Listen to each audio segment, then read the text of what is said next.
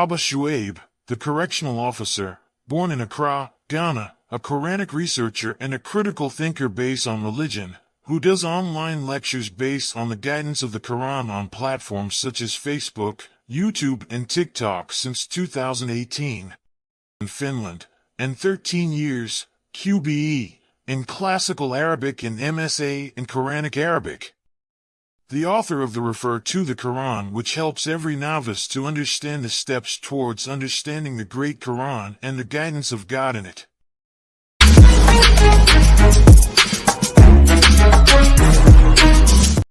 Time to rise and meet the challenge. babashuaib is calling you out. Meet babashuaib, a correctional officer with a mission. Today he's throwing down the gauntlet to the Mushriks, no more holding back. With his logo shirt and cap, babashuaib sits tall and confident. He says, "The time for action is now. It's time to rise, to push past limits, and to become the best versions of ourselves." babashuaib believes in the power of determination and resilience. His challenge is simple. Stand up, face your fears, and conquer them. Every day is a new opportunity, he says. An opportunity to grow stronger, to be better, and to leave a mark on the world. So, are you ready to accept babashuaib's challenge? Are you ready to rise above and beyond? Join babashuaib and let's show the world what we're made of, because the only limit is the one you set for yourself.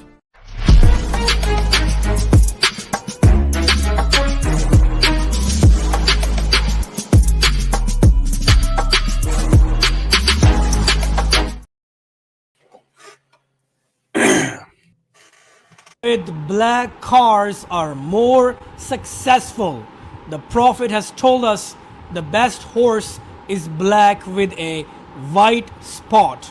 So if you want to become more successful, more generous, better overall, when you buy a car, you must buy a black car. That is the best color for a car in Islam.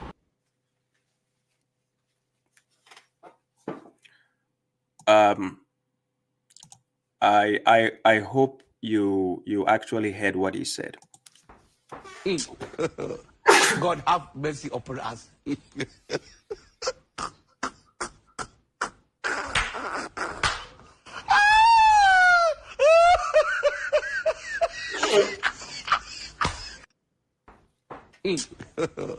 God have mercy upon us.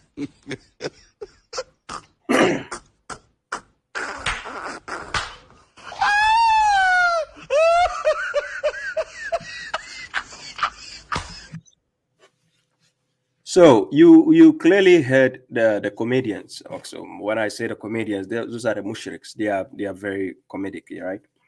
They are full of comedy. And he says, if you want to buy a car, you have to buy a black car, because if you want to be successful, so the successful men who don't have black cars, it means they are not successful, right? So if you have a blue car, yellow car, and you are successful, that success is not counted. So it has to be black. So make sure to go and paint your car and let it become black, right? He says the Prophet said it, right? I don't know if he's talking about Lamborghinis or he's talking about, Ferraris or, or Rolls Royce, which one we have to get. But I don't know what type of car he's talking about, but he was referencing a horse to the car. So he says the Prophet said it. Now, this is how they limit Islam to become. This is what they have limited Islam to be about. You understand? When you want to lie to the people, always use the Prophet's name. That's the easiest way to lie to the people. You lie to them via the means of the one they love most. Because according to the hadith books, you have to love the Prophet more than anyone on earth. I'm not saying it. According to the hadith books, you have to love the Prophet more than everyone or anything on earth. Yes. So if they want to lie to you, likewise, they have to use the same person. You understand? They use this entity to lie to you a lot. Yeah, Awini, I see you, brother. Yeah, Rachel Green, peace to you. You're welcome. Anyway, so you just heard the comedy. This is the comedy. Let me play it one more time. Just one more time. People with black cars are more successful. The Prophet has told us the best horse is black with a white spot. So if you want to become more successful, more generous, better overall, when you buy a car, you must buy a black car. That is the best color for a car in Islam. But the contradictive statement from what he is saying is, he says the prophet said that you have to buy a horse, black horse with a white spot. But when he was translating that into the car issue, he didn't mention with the white spot, right? I don't get this analogy here, because he was supposed to say the car also should have a white spot, even though it is black, should have one white spot. Like, this is the confusion with sectarians when they are trying to formulate things. You understand? The you see, this kind of confusions, they are actually the vice versa of the hypocrites we have in the people who claim to follow the Quran alone, also making up things up for themselves, right? So this is the vice versa. So it is just full of comedy these people are up to, right? So away with this one, let's take the next comedy. The next comedy is our usual Asim al-Hakim. And listen to Asim al-Hakim's statement. Just listen carefully what he is going to say. Hey, Salam Liman Imran, I see you. Shurulini says the license plate is white. You know, sometimes people can have customized white license plate and it has to look different. Yeah, Salam, the Osmans. So let's see let's hear what Asim al-Hakim has to say. Salam to all of you joining. I see you. Bra Seidu, no, I see you. Ismaila Kamara, yes, I see you all. Thank you all for coming. JS, thank you all. So listen to Asim al-Hakim. Scholars consider photography to be prohibited and to be considered as tasweer. And tasweer is image making. So the Prophet said, alayhi salatu wasalam, that the most severely punished people on the day of judgment in hellfire are those who draw or who take image and make images, whether through sculpturing or through drawing. And this is what caused a lot of the scholars to consider shooting and clicking photographs to have the same ruling, because in Arabic it's called tasweer, and it's the same concept, which is image making or taking. Some scholars begged to differ, and I'm inclined to that opinion, because when you take a photograph, there is no human intervention. The picture you see on your TV screen is a reflection of light. It's the same that I see when I talk to a mirror or when I see my reflection on a pond of water. So this is not something that I created. This is the creation of Allah Azza wa Jal. And some scholars say as long as there's no photoshopping, as long as there's no editing of the picture, it's just as you had taken it, this is permissible. So, ladies and gentlemen, are you listening to the comedy? Like when I say that these mushriks are comedians, this is actually what I mean, like comedians, and especially Asim al-Hakim. That guy is more than a comedian, right? So listen to what he has to say. Listen. A lot of the scholars consider photography to be prohibited. So he's not saying God considers photography as prohibited. He said a lot of the scholars consider photography as prohibited. A lot of the scholars, number one, the religion, who does it belong to? Does it belong to God or does it belong to the scholars? Who does the religion belong to? So the mushriks, what they do is, it is the scholars who have to decide when something is forbidden in Islam or not. It is their call. They have to decide. Not God, not even the messenger. God and his messenger, no. It is the scholars who have to decide. So Quran chapter 42 verse 21, God is asking a question. He says, Am lahum shuraka ushara'u lahum min ad-din ma lam yazanu bihillah. Or do they have associates, idols, partners who legislate for them of a religion to which God has not authorized? Do you see? So what they do is they actually take the legislations of their scholars. So it is not that. This is why they have Imam Maliki, Hanbali, Shafi'i, Hanafi giving them the rules. This one will say this is halal.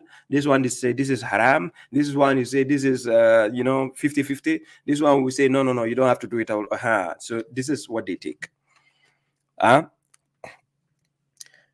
And to be considered as tasweer.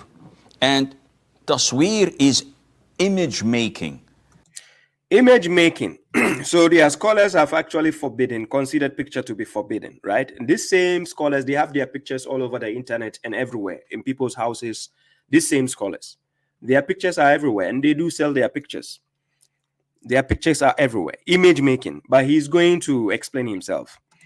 So the Prophet said, alayhi salatu wasalam, that the most severely punished people on the day of judgment in hellfire are those who draw.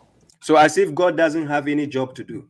So God's job is to just punish, most severely punish people is people who do photoshopping or who draw. Hey, then please, if you are a photoshopper, you are going to hell. And this is what Asim Al-Hakim is saying. God is going to punish you rough. And these same scholars, when they want to do YouTube videos, they have photoshoppers, people who do photoshopping for them and do the thumbnail and everything, right? They have seriously, your scholars, they have the YouTube pages also. I showed it, I have it in one of my shots, right? They have the Mufti Mengs, Numan Ali, Yasir Kadi, all of them. Even Asim Al-Hakim, they do Photoshop for him, where he has, things. So this guy is saying people who do image making, who make the drawings, and because when we say drawing, it's not only about your hands taking this thing. Exactly, Muslima. So this is what these people are telling you, and when they tell you things, they don't actually examine or scrutinize the things they tell you. And the reason is, let me give you one example here. Whatever Allah says, whatever the Prophet ﷺ says, we believe in it and we affirm it without thinking too deeply about this, about the actuality of this act. I think that's just dumb. Okay. So this short video I just played was from Yasir Kadi. Now, what I just played was just to just hypothetically to show you how the sectarians reason. He is even saying whatever God says, whatever the messenger says, we just believe it without thinking too deeply about it. But that is not the point.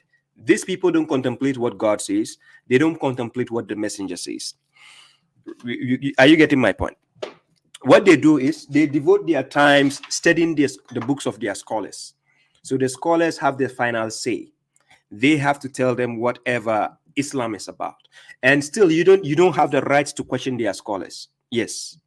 You don't have you can say, okay, I don't agree with this scholar, I agree with At-Tabari, or I agree with Qurtubi or something. You can say that, but you don't dare tell them that scholar is wrong, or to say Abagawi or this guy is wrong or that guy. No, you don't dare do that.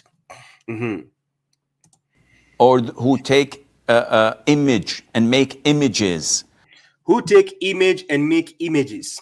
Now, my problem with this kind of people, I will show you my problem with this kind of people. Is it?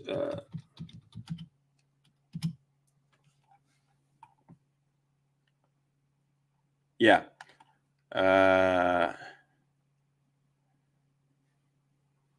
If you go to Quran chapter 34, verse 13, in chapter 34, verse 13, let me see, I can put it on the screen here. In Quran chapter 34, verse 13, concerning the jinns, what they made for Solomon, Prophet Suleiman, they, the jinn, made for him whatever he willed of sanctums, statues, bows, as pools, as well as anchored kettles. The family of David worked in gratitude, and few of my servants are grateful. Now, you see, the notion of statues here, these statues which were made by the genes for Suleiman, is considered part of being a sculpture, like, you know. Now, these people, they even went ahead to even say that having, how do you call it? They even went ahead to say having statues is haram in Islam. It's just like if I have a statue in my room, because having a statue does not equate to having an idol. Unless if you are worshiping it, devoted to it, that becomes an idol. But having a statue or having a picture in your room, nowhere God says is haram. But these people will go to the extent to contradict themselves. And God says, أَفَلَا يَتَدَبَّرُونَ الْقُرْآنَ وَلَوْ كَانَ مِنْ عِنْدِ غَيْرِ اللَّهِ لَوَجِدُوهُ فِيهِ اخْتِلَافًا كَثِيرًا. He said, do they not contemplate the Quran? Had it been from other than God, they will have found there in numerous what? Discrepancies. So what these people cause is they cause these logical fallacies by contradicting their own legislations. You understand? So going forward, listen to what he has to say. Through sculpturing or through drawing. And this is what... So, you see what I just said? So whether through sculpturing or drawing, it is forbidden. By who? By their scholars, not by God. Remember, pay attention to that. Not by God, by their scholars. It is haram. Because they created a parallel religion, a new religion, and they gave it Sunni religion, Sunni Islam, Shia Islam, Tijaniya Islam, Ahmadiyya Islam. You understand? This is their own religions. The Prophet never knew of this. Quran chapter 27 verse 91, he himself says, wa umirtu an akuna min al-muslimin. I have been commanded to be of the Muslims, because look, Islam didn't start with Prophet Muhammad. Yes, that's why he was asked to follow the millata Ibrahim Hanifa. Wa ma kana min al-mushrikeen. You understand? So when you are thinking Islam started with Prophet Muhammad, then you are fooling yourself. You just need to go back and revise. Nowhere does the Quran say Muhammad brought Islam. No, Islam was already there. So that is why it said, "Wa umirtu wa akuna min al-muslimin." He has been commanded to be of the Muslim submitters, right? So now listen. Caused a lot of the scholars to consider shooting and clicking photographs to have the same ruling, because... So now the scholars will go to the extent to leave the words of God and then create their own, laws and legislations. So they will go to the extent to talk about clicking, taking a picture, clicking, shooting a picture, and so on. Then they will try to formulate their own laws and legislations. Now, God made a mention of this in something of this sort in Quran chapter 5, verse... Quran chapter 5, verse 15. This is what God says. God says, so is it the judgment of ignorance? Afa hukm al-jahiliyyah. Jahiliyyah yabgun. Is it the judgment of ignorance? Jahiliyyat. They desire. Then he says, and who is better than God in judgment for people who are certain? وَمَنْ أَحْسَنُ مِنَ اللَّهِ حُكْمًا لِقَوْمٍ يُوقِنُونَ. When people are certain, who is better than God in judgment for them? Nobody. So what these people do is they take their idols to give them legislations, to give them judgments on things which has not been authorized by God. Look, Quran chapter 42 verse 21. God says here,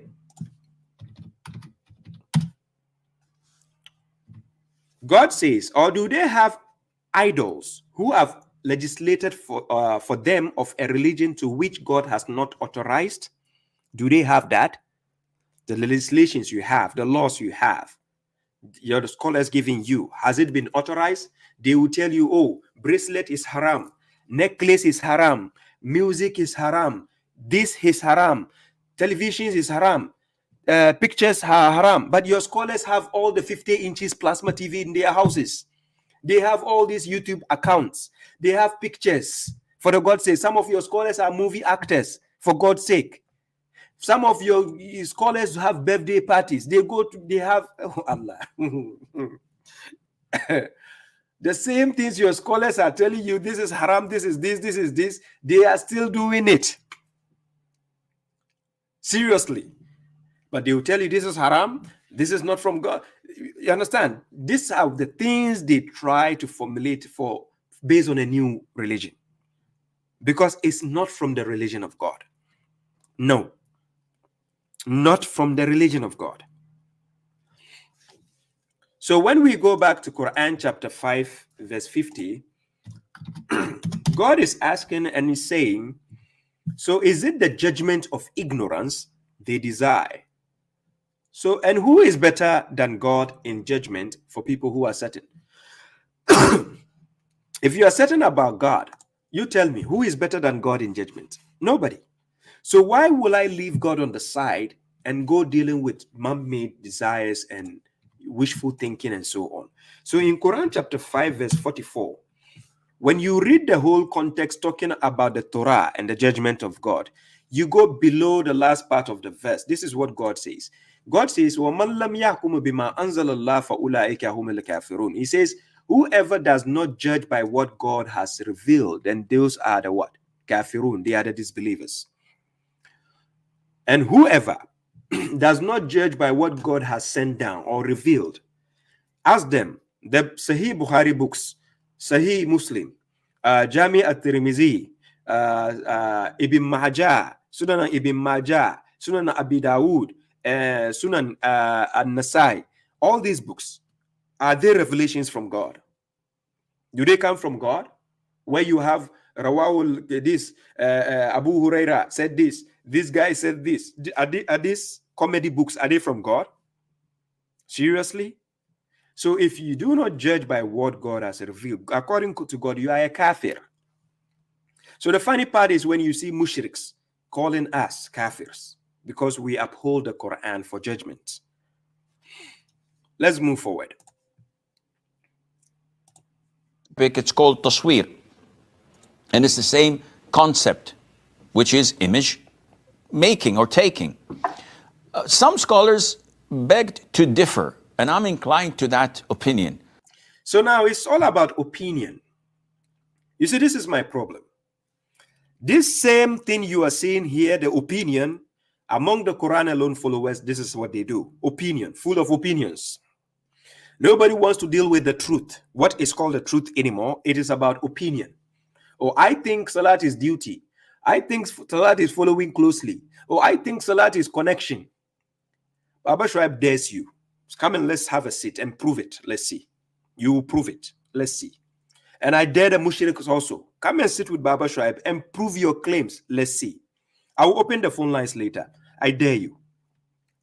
Now, this is what the religion is based on now. Opinion. Nobody wants to deal with what God is saying anymore. It's about opinion, opinion, opinion. Somebody will say, why will God tell me to wash my face and my eyes? It sounds stupid. Why will I do that? Who is forcing you? Nobody is forcing you. You are not going to do it. That's it. Stop it. What is your problem? Okay. Now, so it is about opinion now. It is no more about the truth. You understand? Because when you take a photograph, there is no human intervention.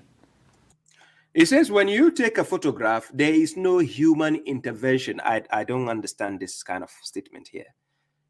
If you take a photograph, there is no human intervention.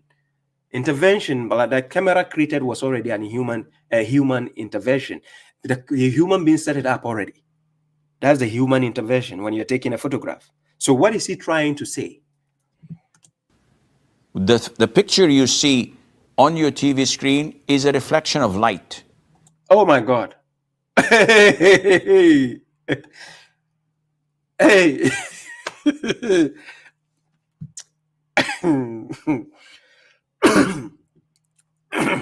Just take a torchlight and flash on somebody's face and see if that reflection will reflect on the wall.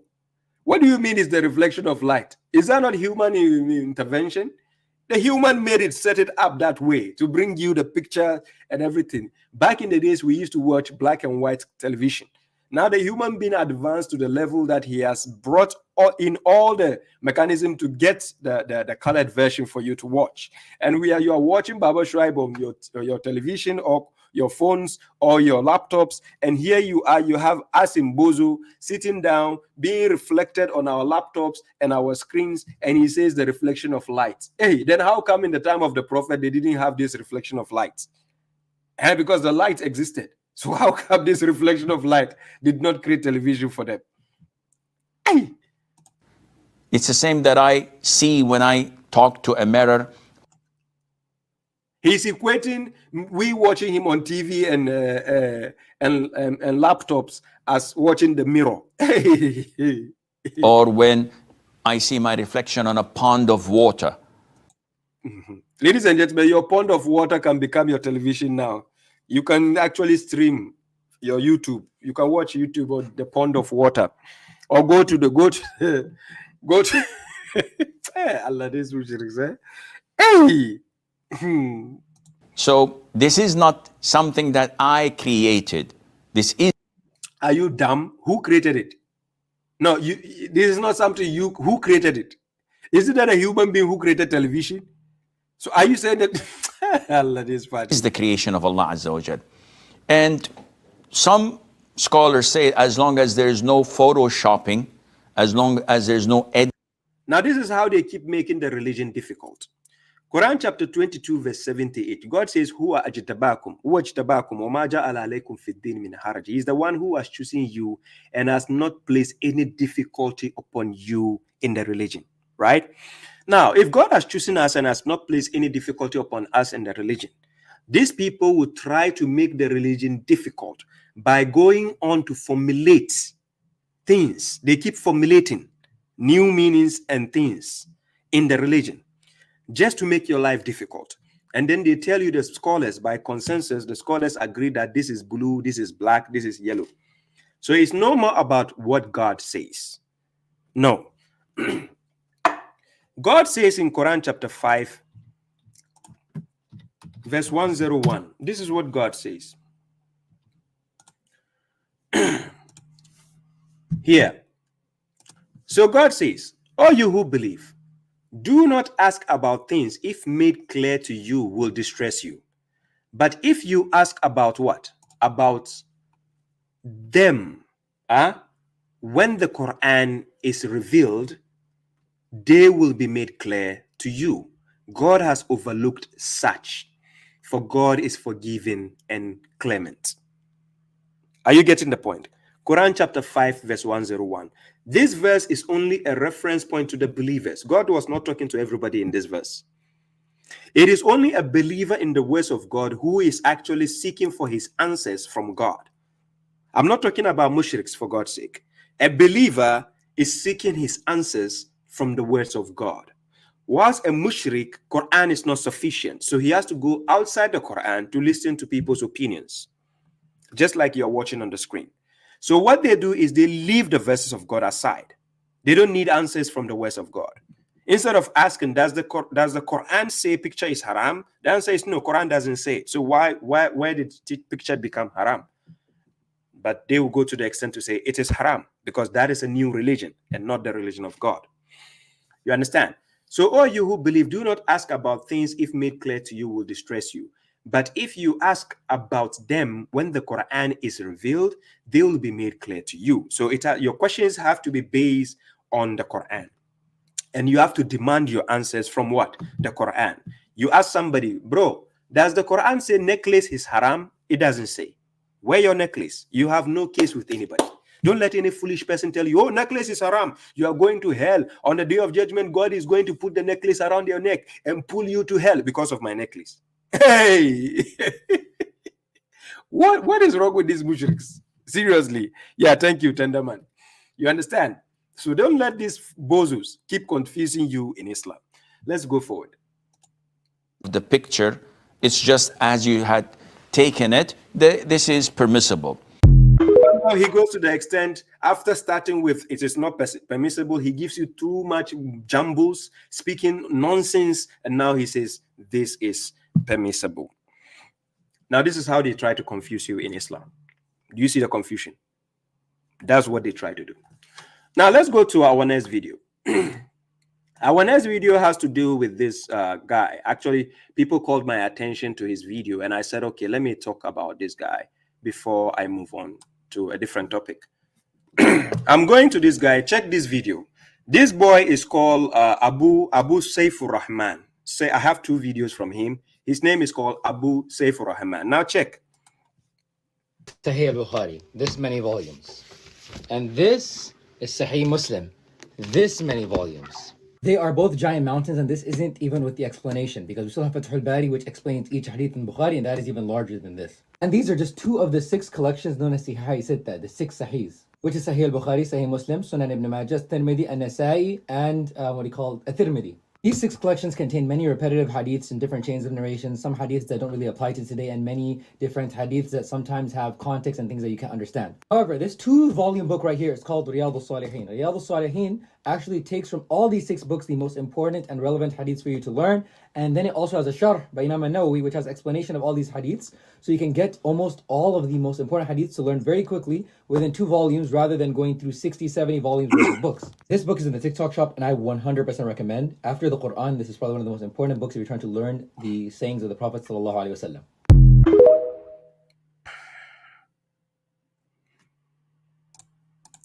Akrobato, you are needed here. God have mercy upon us.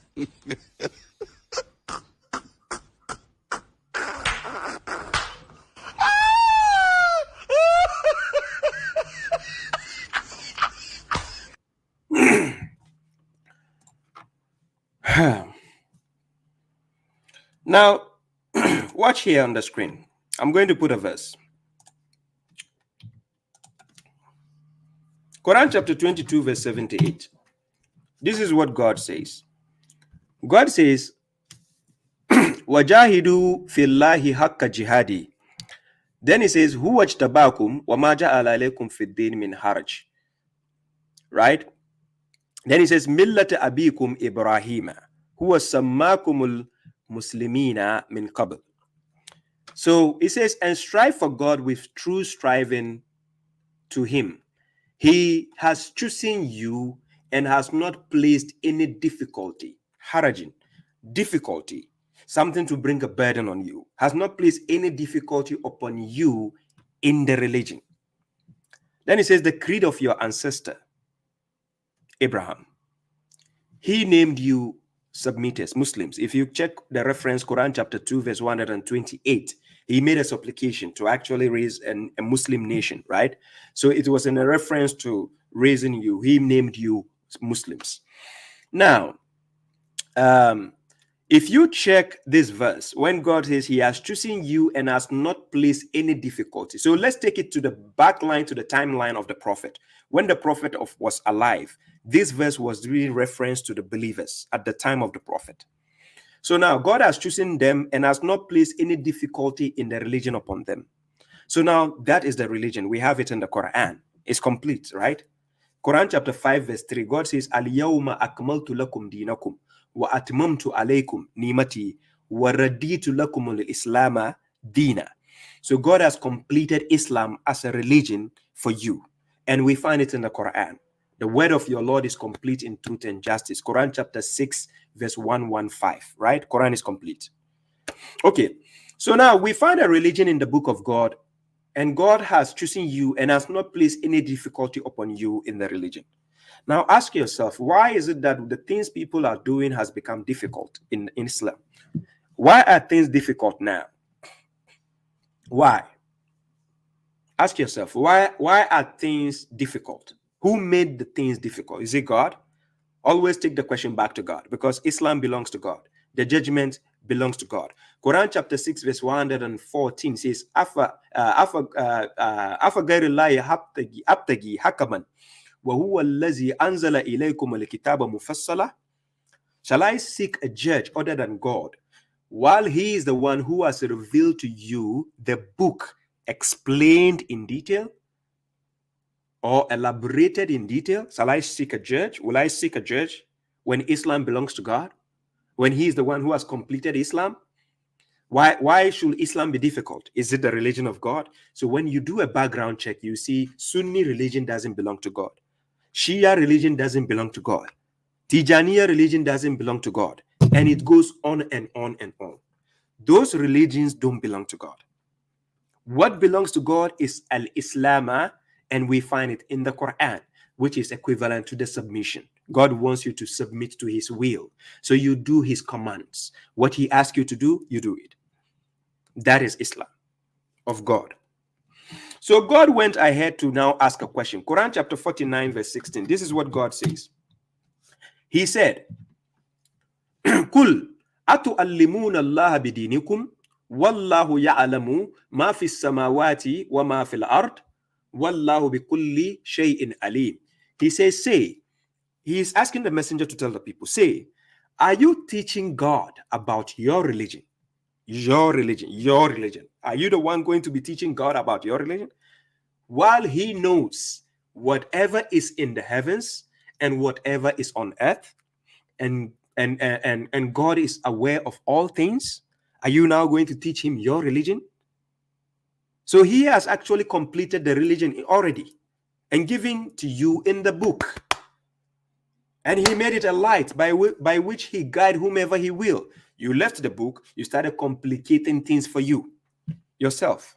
You go to the extent TV is haram, picture is haram. Look, yes, your same scholars who in about 20 years or 50 years ago, 30 years ago, who kept telling you picture is haram, they are the same scholars you see today on social media.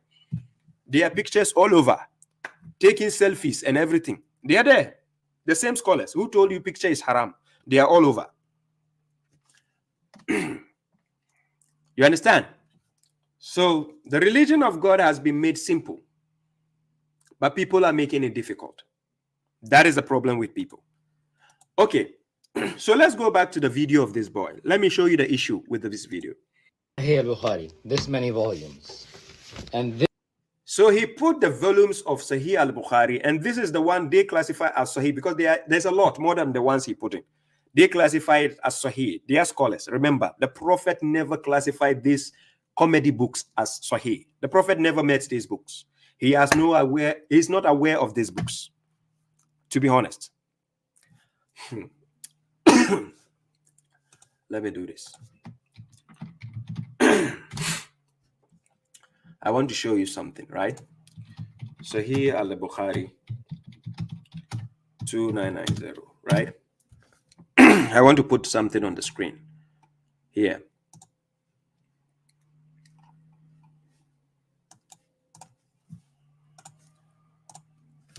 The Prophet is not aware of these books they call Sahih al-Bukhari.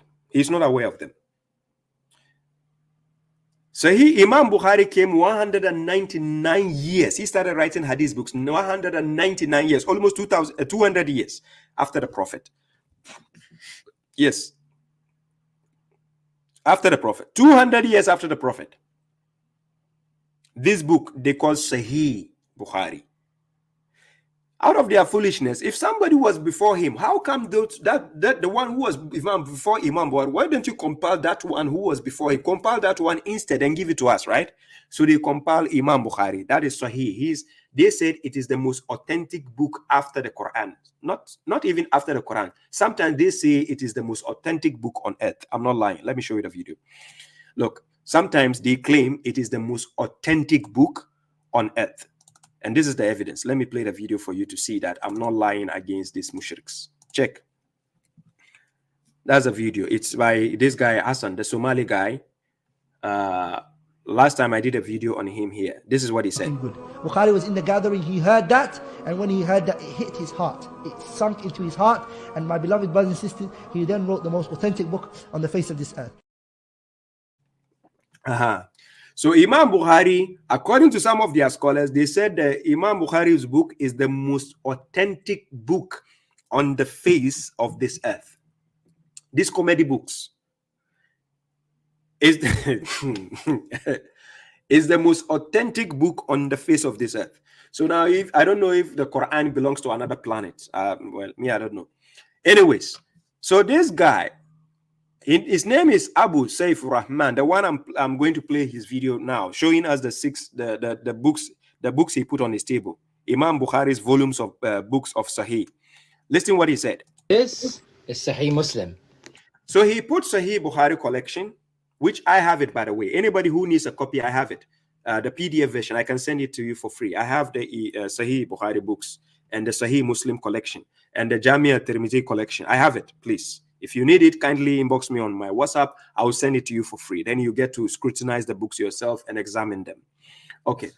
So he is putting them on the table to show you these books, right? To show you these books. Now, listen what he's going to say. That's the most important part I want you to hear. This many volumes. They are both giant mountains, and this isn't even with the explanation, because after putting the giant mountains on the table, and he says this is even not with the explanation. Now, according to them, these books are supposed to explain the Quran. These comedy books, Sahih Muslim, Sahih Bukhari, Jamia Tirmizi, Abu Dawood, Sunan Ibn Majah, Sunan Ibn Nasai, and so on. This Kutubu Sitta, they call it Kutubu Sitta, the 6 books. After the Quran, they have made 6 books, and not only that, they have Hadith Qudsi and so on. These are all classified by the scholars. Remember, pay attention. By the scholars. Not by the Prophet. No. Some people will say, but even though the Quran was not compiled, also they say likewise, the Quran was not compiled at the time of the Prophet. It is not complete, and it is not the, hey, my friend, don't lie, you, don't lie. Hey, salam, Elder Faisal Rabi, you are welcome. My friend, don't lie at all, right? They will say the Quran was not compiled at the time of the Prophet, and hey, my guy, let me show you your own Hadith book. Let me tell you the lies you guys have been telling for years. Look, according to their own Hadith book, this is the, check on the page here. You write it down. Please write it down, ladies and gentlemen. It's Sahih al-Bukhari 2990. Please write it down. Wherever you are, write it down. Sahih al-Bukhari 2990. Please write it down. Right? Thank you, brother Faisal. Just as the Jews have the Torah, and then they have the what? Talmud. Likewise, Muslims have the Quran, and they want to assign the Hadith to the Quran. Just in a similar fashion, right? So they just want you to take these Hadith books and attach it to the words of God. So I'm going to show you the mishap. In their own book, right? This is their own book, Sahih al-Bukhari. This is the narration here. It's saying that the messenger said, Anna Rasulullah sallallahu alaihi wasallam. This is normally what they will say. Then he says, Naha an yusafara bil Quran. That the Prophet has actually forbidden people to travel with the Quran. Listen carefully.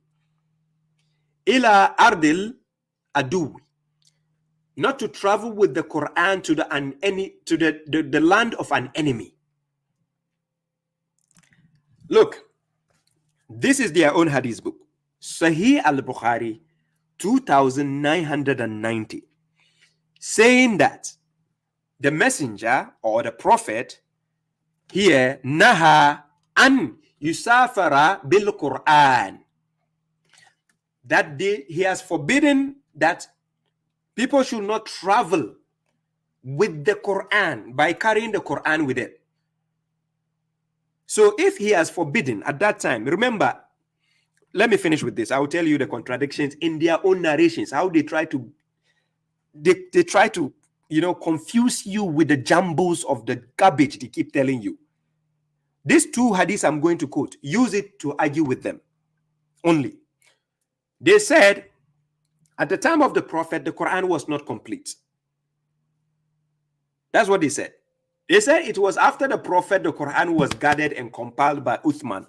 I have this video, I refuted that argument. That is a lie. It's a false claim. I have a video where I dismantle that argument.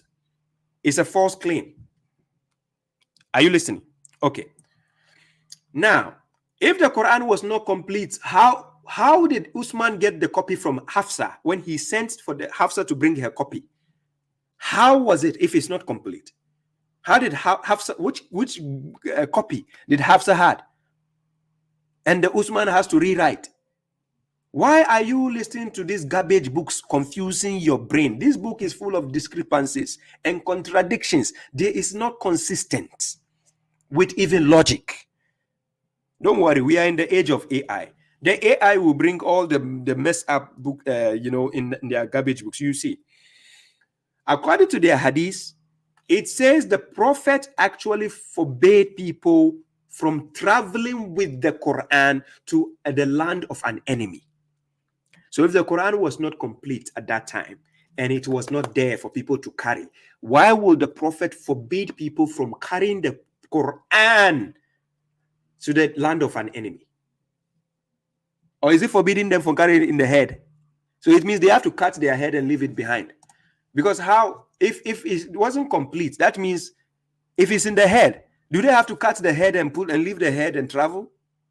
So which Quran was the prophet actually forbidding people from traveling with it to the land of an enemy? Does it make sense? Please let it make sense. This is Sahih al-Bukhari 2990. And the prophet was forbidding people from traveling to an enemy's land with the Quran, with them.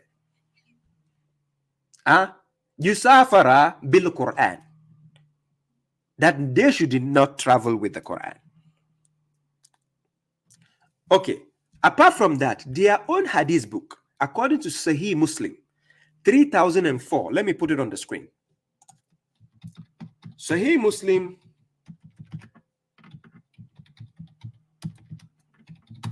3004. It is the book of Zud and softening hearts. Where in the hadith it says the prophet himself was telling the people. This is what he says. He says, La taktubu anni wa man kataba anni ghayra al-Qur'an falyamuhu. Then he says, wa hadithu anni. He says, do not write from me except the Quran. Whoever writes anything from me other than the Quran should what? Should erase it. You should wipe it out. You should efface it. That's what he said. So which means when he was alive, the Quran was written and it was compiled and it was ready. According to your own comedy books, it was ready. Why are you now passing on your foolish narrative? And then they say the Quran was not compiled. And when the prophet was alive, he died before the Quran. Hey, hadithiyuns. Hey, these mushriks, you can do Toli, Papa. Why is Toli so sweet for you like this? Your own two hadith books I just quoted. The prophet forbade people from writing any other thing except the Quran. Your same hadith books I just quoted is telling the people not to travel to an enemy's land with the Quran, which means it was complete. But you go outside with your own comedy scholars and telling us, you know what, tell the Quran alone followers. The Quran was not complete when the prophet was alive. It was Usman or it was this guy who compiled this. Akhi, how did the Quran get to you? Is it not our scholars, the Sunni scholars who got it to you? Is it not? Hey, Adisiyuns, please. The lie is enough. Huh? I told you, babashuaib is the antidote for you, the mushriks, and the hypocrites we have among us also. I'm going to deal with both of you, hypocrites and the mushriks. You fix yourself and wait. babashuaib, I'm the antidote for the mushriks and the hypocrites among us. I'm going to deal with you, you see. So let's finish with the mushriks first, before we come to the hypocrites. Explains each hadith in Bukhari, and that is even larger than this. And these are just two of the 6 collections.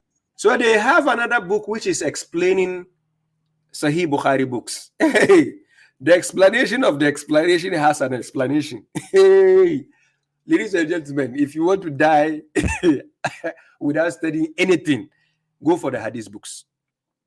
This is a good advice. Please, if you want to die in your life without studying anything, go for the hadith books. It's a good advice. You can take it for free. It's known as Sahih Sitta, the 6 Sahihs, which is Sahih. This is Sahih. Who made it Sahih? If you ask them, who made it Sahih? Our scholars. Our scholars made it Sahih. Sahih al-Bukhari, Sahih Muslim, Sunan ibn Majah, Tirmidhi, and-Nasai, and what do you call it? There's 6 books. Mentioning, even naming those 6 books alone, you see how he's struggling? He was struggling to mention even these 6 books. Hey! And then you want me to waste my career and study this garbage. For what? Is it from God? Hey! Tirmidhi. These 6 collections contain many repetitive hadiths in different chains of narration, some hadiths that don't really apply to today, and many different hadiths that sometimes have context and things that you can't understand. However, okay, he says some hadiths have context and some of the many things that you cannot understand. But I thought these books were supposed to explain the Quran. So how come he does many things I cannot understand? So the explanation of the explanation still needs to be explained. Hey, ladies and gentlemen, why do we all need factory reset?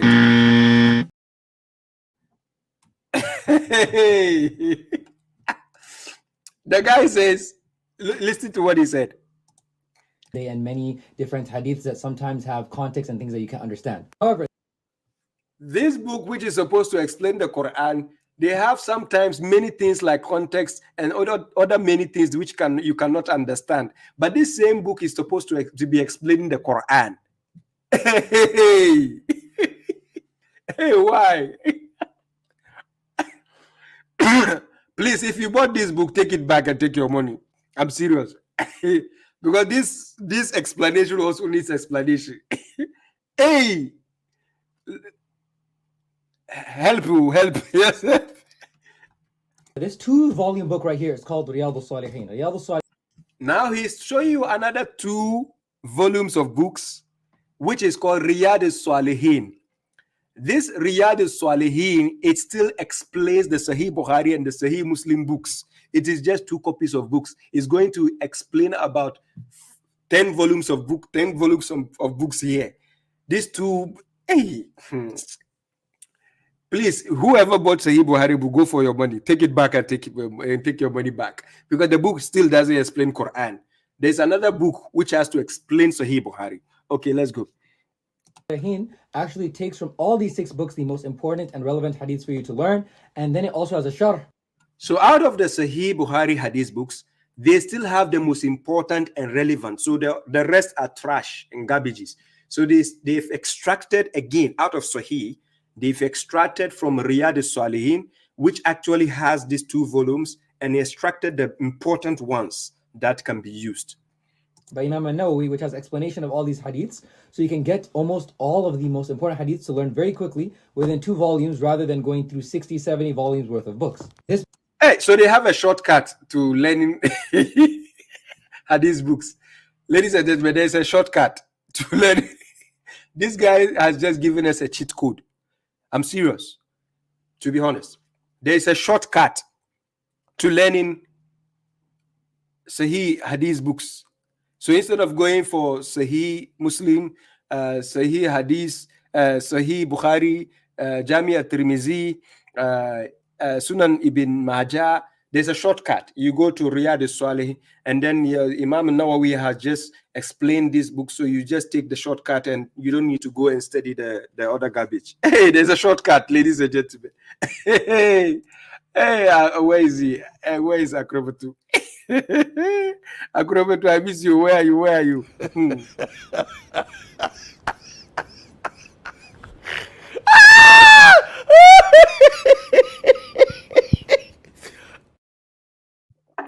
Hey, let's go. The book is in the TikTok shop, and I 100% recommend. So he says these books is in the TikTok shop. These books, you find it in the TikTok shop. Please, if you went for the go for your money, go back. You can't make any sense because the explanation of the explanation still needs explanation. I don't understand. After the Quran, this is probably one of the most important books if you're trying to learn the sayings of the Prophet sallallahu alaihi wasallam. So you see, This guy is actually giving you the shortcut. Instead of going to learn all the comedy books, he's going showing you the shortcut. You need the Riyadh Salihin, so that you don't need to go and buy the garbages. He's destroying the market of Imam Bukhari out of the market. So there's a shortcut. So not all the Sahih hadith has to be even used. Some of them are just, you know, waste of time. You understand? So he's giving you two shortcuts. Okay. So, and then this same guy, he said something which I want to tackle. This is a latest video he made. I think the video he made was 1 day ago. This new other video I want to play. Now, this other video I want to play by him, let me go. This is today. And let me talk about this video before now I move on to the hypocrites among us. So let me talk about this video. Where is the video? Yeah, here. This is this video. Don't follow the Quran. They follow their own interpretation of the Quran that they choose. And the reason they reject the Sunnah is because the Sunnah is how the Prophet interpreted the Quran, and therefore the correct way to interpret the Quran. But they want to interpret the Quran their own way, so therefore they reject the hadith and the Sunnah. And of course, without the Sunnah, you can interpret the Quran any way you want. The Prophet used to be an idol worshipper. The Quran supports Israel. That was a very funny video when I saw that one. God bless the Free State of Israel. MashaAllah. Polygamy is not natural, even though it's mentioned in the Quran. And of course, then he says, follow the Quran, as if that's actually what the Quran says. No hijab in the Quran. The Islamic Shahada is blasphemous. Guys, don't take the Shahada. It's actually supposed to be a new version. Each of them basically just make their own interpretation of the Quran, their own tafsir and their own understanding, and then basically say that this is what the Quran says, when of course this is not what the Quran says. The funny thing about Quran is they usually never know the Quran. I memorize the entire Quran. I can like quote ayahs for you. These guys will be not even able to read the Quran in Arabic. They read it in English, a translation, and then they're making their interpretation based off that translation. And another thing you'll notice is a lot of them are ex-Shia, and honestly for that part I can't really blame them, because if you go through the Shia hadith and these things are quote unquote the sayings of the Imams, you realize so much is fabricated through history. What's to say that all of it isn't fabricated? Well, yeah, because their entire corpus is fabricated. So I kind of see why they believe hadith are all fabrications. And you'll notice that with many deviant sects, they come out of Shiaism. For example, the Druze religion, the Baha'i religion, and all these come out through a lot of Shia influence. Even the new Ahmadi religion of light and peace comes from a Shia sect, like it's just a sub-Shia sect. They take the 12 Imams and all that, blah, blah, blah. Same with Alawites and a bunch of other religions. And you'll notice that trend between Shiaism and Christianity, because when you come with fabrication in the beginning, it's easy to say, well, that's fabricated, I'll make my own fabrication, I'll make my own fabrication. So we have millions of churches, we have millions of Shiaism subsects and sub-religions that came out of it. But anyways, the way he was talking, it's like he was rapping, you know, and remember there's a nasheed behind him also. He was playing a nasheed. But kind of some of the statement he made, which I can resonate with, it made sense to some extent. There are some things he said which somehow made sense, but he was like he's rapping. He was going on a fast pace. You understand? And I was told this is how this guy, Mushrik Lantin, that's how he speaks also. Very, very fast. You understand? Sometimes when you speak very fast like this, it is difficult to grasp the message they are trying to pass along. But remember that nasheed was behind him, right? So now let's check exactly what he said. I'm going to show you why in some instances he was making kind of sense somehow. Listen. Quranists don't follow the Quran. They follow their own interpretation of the Quran that they choose. And Now, you see, when he started the statement, he says Quranists don't follow the Quran. You see, this is a logical fallacy here. Sometimes it's a logical fallacy. If somebody is a mechanic, he deals with the vehicles and so on. You understand, the cars and fixing cars. And if somebody is a scientist, he deals with the scientists, theories and so on, discoveries and so on. If somebody is let's say a therapist, he gives you therapy, right? He deals with therapy. Now, if you say somebody is Quranist and you say he doesn't follow the Quran, it doesn't add up. How can you go ahead to call somebody a Quranist and you claim again the person doesn't follow the Quran? That logic is a logical fallacy. Yes. The moment you call somebody Quranist and you say he doesn't follow the Quran, there's a problem. You get the point. So when you give the opinion about somebody and then claiming again the person doesn't follow, that's a problem. Then he went ahead to say they give their own interpretation. To some extent, this part I will agree. Yes, we have Quranists, like for instance, who will tell you Salat is duty. This is their own interpretation. Salat means following closely. Salat means connection. This is their own interpretation. I will open the phone lines today. Let them call and prove to me where, in which dictionary, Salat, the word Salat means following closely or connection. I want to see that. That this is what they do, their own interpretation. They will never go with the line of the truth, investigate the truth and give the right meaning. They will never do that. This is what Quranists, some of them are about. So to that extent, yes, I will agree with what he's saying. Not everyone. Now, let's continue. The reason they reject the Sunnah is because the Sunnah is how the Prophet interpreted the Quran, and therefore. So now he goes ahead to say the reason why they reject the Sunnah because the Prophet No. That's another fallacy. That is not the reason there. It is allegedly you are claiming the Prophet explained the Quran, which there is no verse which says to the Prophet to explain the Quran. That is the problem. Do you see the point? So you formulated new books, as you just showed us in your previous video. We saw the hadith books you put on the table, the Sahih Muslim, Sahih Bukhari, and so on. And then you brought Riyadh al-Swali, and you said this Riyadh al-Swali explains this. So how is that the Sunnah of the Prophet? The Sunnah of the Prophet is, you claim the Prophet is the Mufassir of the Quran. So how come the Mufassir's words are being explained by other Mufassirs again? How? There's a logical inconsistency here. It's a fallacy you guys are committing every day, but because you don't have people to question you directly, so you keep repeating in your own spaces the same logical fallacies. You see, and that is when somebody challenges your status quo, your authority, you want to just kill the person. You say, hey, he's a murtad, apostate. You have to kill him. That's what you guys do. You understand? So sometimes you people deal with some inconsistencies need to be addressed. Now let's go. For the correct way to interpret the Quran, but they want to interpret the Quran their own way. So then you go ahead to say, meaning you are trying to say that allegedly the Sunnah you are attributing to the Prophet, you are claiming that is explaining the Quran, which is a lie. No, it is not explaining the Quran. You just showed us in a previous video. You take Sahih Bukhari books, Sahih this, and then you say, no. Still, it needs to be explained by another book, another this, another that, another that. How can the explanation of the explanation need another explanation? Who needs another explanation? Did I just make sense in what I said?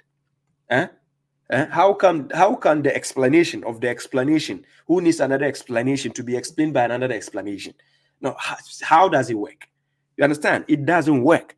So the problem with these people is they will just be confusing you with narratives of scholars' opinions, and then they make it seem as that is the truth, and that is where the problem lies.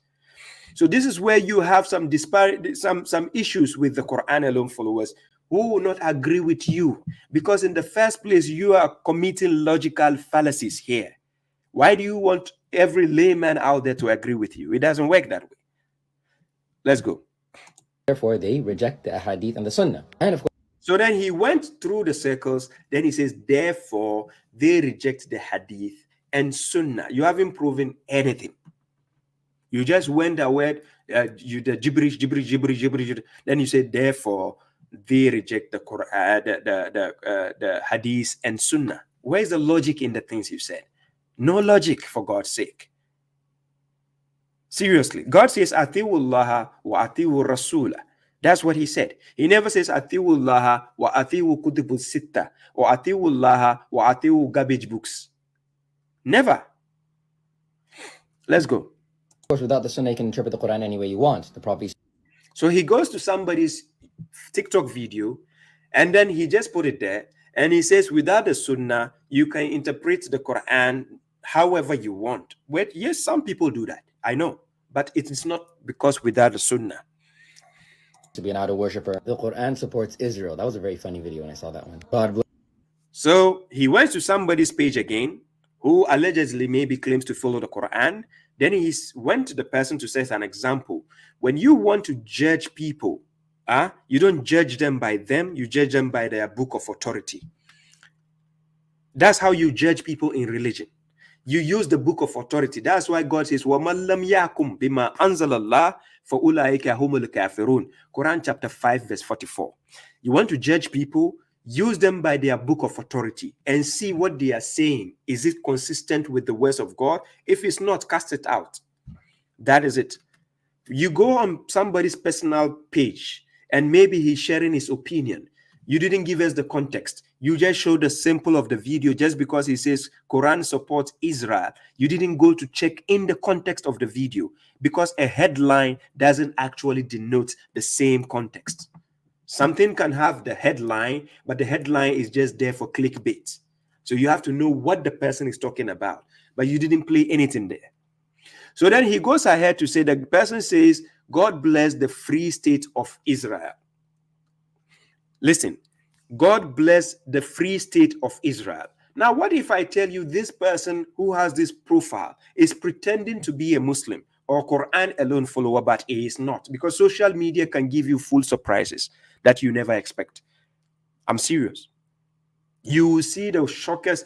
Look, you will see certain things on social media you will never imagine that people can just do. A lot of people live fake lives on social media. So you just go into somebody's profile and then saying this and that doesn't denote anything about Quran alone followers. Again, let's go forward. That's the free state of Israel. MashaAllah. Polygamy is not natural. This same person you are pointing fingers at, we have your own people. What was the fight Hakikachu and Shamsi were doing concerning Israeli state? Don't some of the Sunnis also support the idea of Israel? Some of the scholars don't even allow you to condemn Israel. Look at what Saudi Arabia is doing. If you rather use Palestine flag in Saudi Arabia, they will seize it and you might go to jail. Yes. If you mention anything about Palestine in Saudi Arabia, they might arrest you. You might go to jail. Are you getting my point? So some of even the Sunnis and so on support Israel. So why you just go to somebody's profile and he is mentioning something, you not give us the context of what he is saying, just because, he claims he's a Quran alone follower. He is claiming. Remember, somebody can claim with word, but they are not. Quran chapter 2 verse 8. God says, وَمِنَ النَّاسِ مَنْ يَقُولُ آمَنَّا بِاللَّهِ وَبِالْيَوْمِ الْآخِرِ وَمَا هُمْ بِمُؤْمِنِينَ. God says, among the people are those who say we believe in God and the last day, but they are not believers. So claiming to be something doesn't necessitate you are. Your actions will show us. And that's why we have hypocrites, and we can see them by their own words and the things they say. Even though it's mentioned in the Quran, and of course then he says, follow the Quran, as if that's actually the Quran. You understand? He pointed polygamy is not in the Quran. That is a title. It's a clickbait. People use it. It doesn't necessitate. That is the context. He didn't go to check, and then he said, look, that person, you understand? So you don't refute a person claiming babashuaib is always here. You Mushriks, you know of babashuaib. You will never call babashuaib for one-on-one dialogue or debate. Why are you scared? Why are you finding the Dick, Tom, and Harris on social media? Why don't you come and find babashuaib? Let's have a dialogue and debate and see. You will never do that. What you go and find the chihuahuas. You are looking for the chihuahuas on social media and say that's a Quran alone follower. That's a Quran alone follower. That's what you guys do. Quran says no hijab in the Quran. The Islamic Shahada is blasphemous. Guys, don't take the Shahada. It's actually supposed to be a new version. Each of them basically just make their own interpretation of the Quran, their own tafsir, and their own understanding. In this part, when they say each of them just make their own tafsir, these are some of the things I can agree with you, because you guys have observed that, and it's there. Among us, with some people who say there is no ritual, but when they recite the Quran, they will say, Auzubillahi minash shaitanir rajim. When they want to eat food, they will say, Bismillahir Rahmanir Rahim. And God says we should glorify in morning and evening. This same hypocrite says the Quran alone, they will not do it. God says we should do siyam, abstinence. There's some people who say abstinence is for Quran consuming and drinking of the Quran. And you don't understand. Some people will tell you Hajj is debate, so they have to do the great debate. I don't know who they are going to debate with among themselves on Discord. And then some of them will say, they say what? Where's the next one? The salat is following closely. You don't need to. It's about connection. So when God says musallin, it means the connectors. They are connecting something. I don't know if they are connecting electricity. So yes, in this part, I can agree with you, Abu Saif Rahman. We have some crazy people among us who are just making words up, stuffs up anyhow. That I can agree with you. Yes, that is not a joke. Yes, that I can agree with you. Aha. Let's go. And then basically say that this is what the Quran says, when of course it's not what the Quran says. Yes, that I can also agree with you. And that is why come and have a debate or dialogue with a person like babashuaib, because you never do that.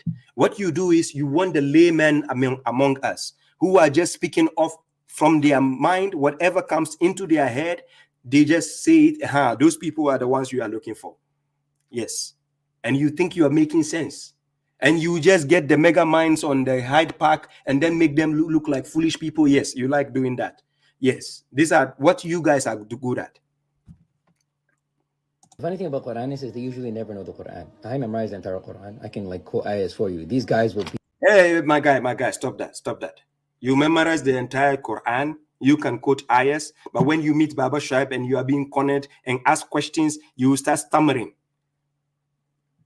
Don't do that. This is the bluff I hate. You've memorized what entire Quran? You. And when I catch you one-on-one, you just be stammering and stuttering. Okay, we will see. Not even able to read the Quran in Arabic. They read it in English, a translation, and then they're making their interpretation based off that translation. That I agree with you. Some of them cannot read in Arabic, but that doesn't mean anything. Just because somebody cannot read something in Arabic does not make them a less Muslim.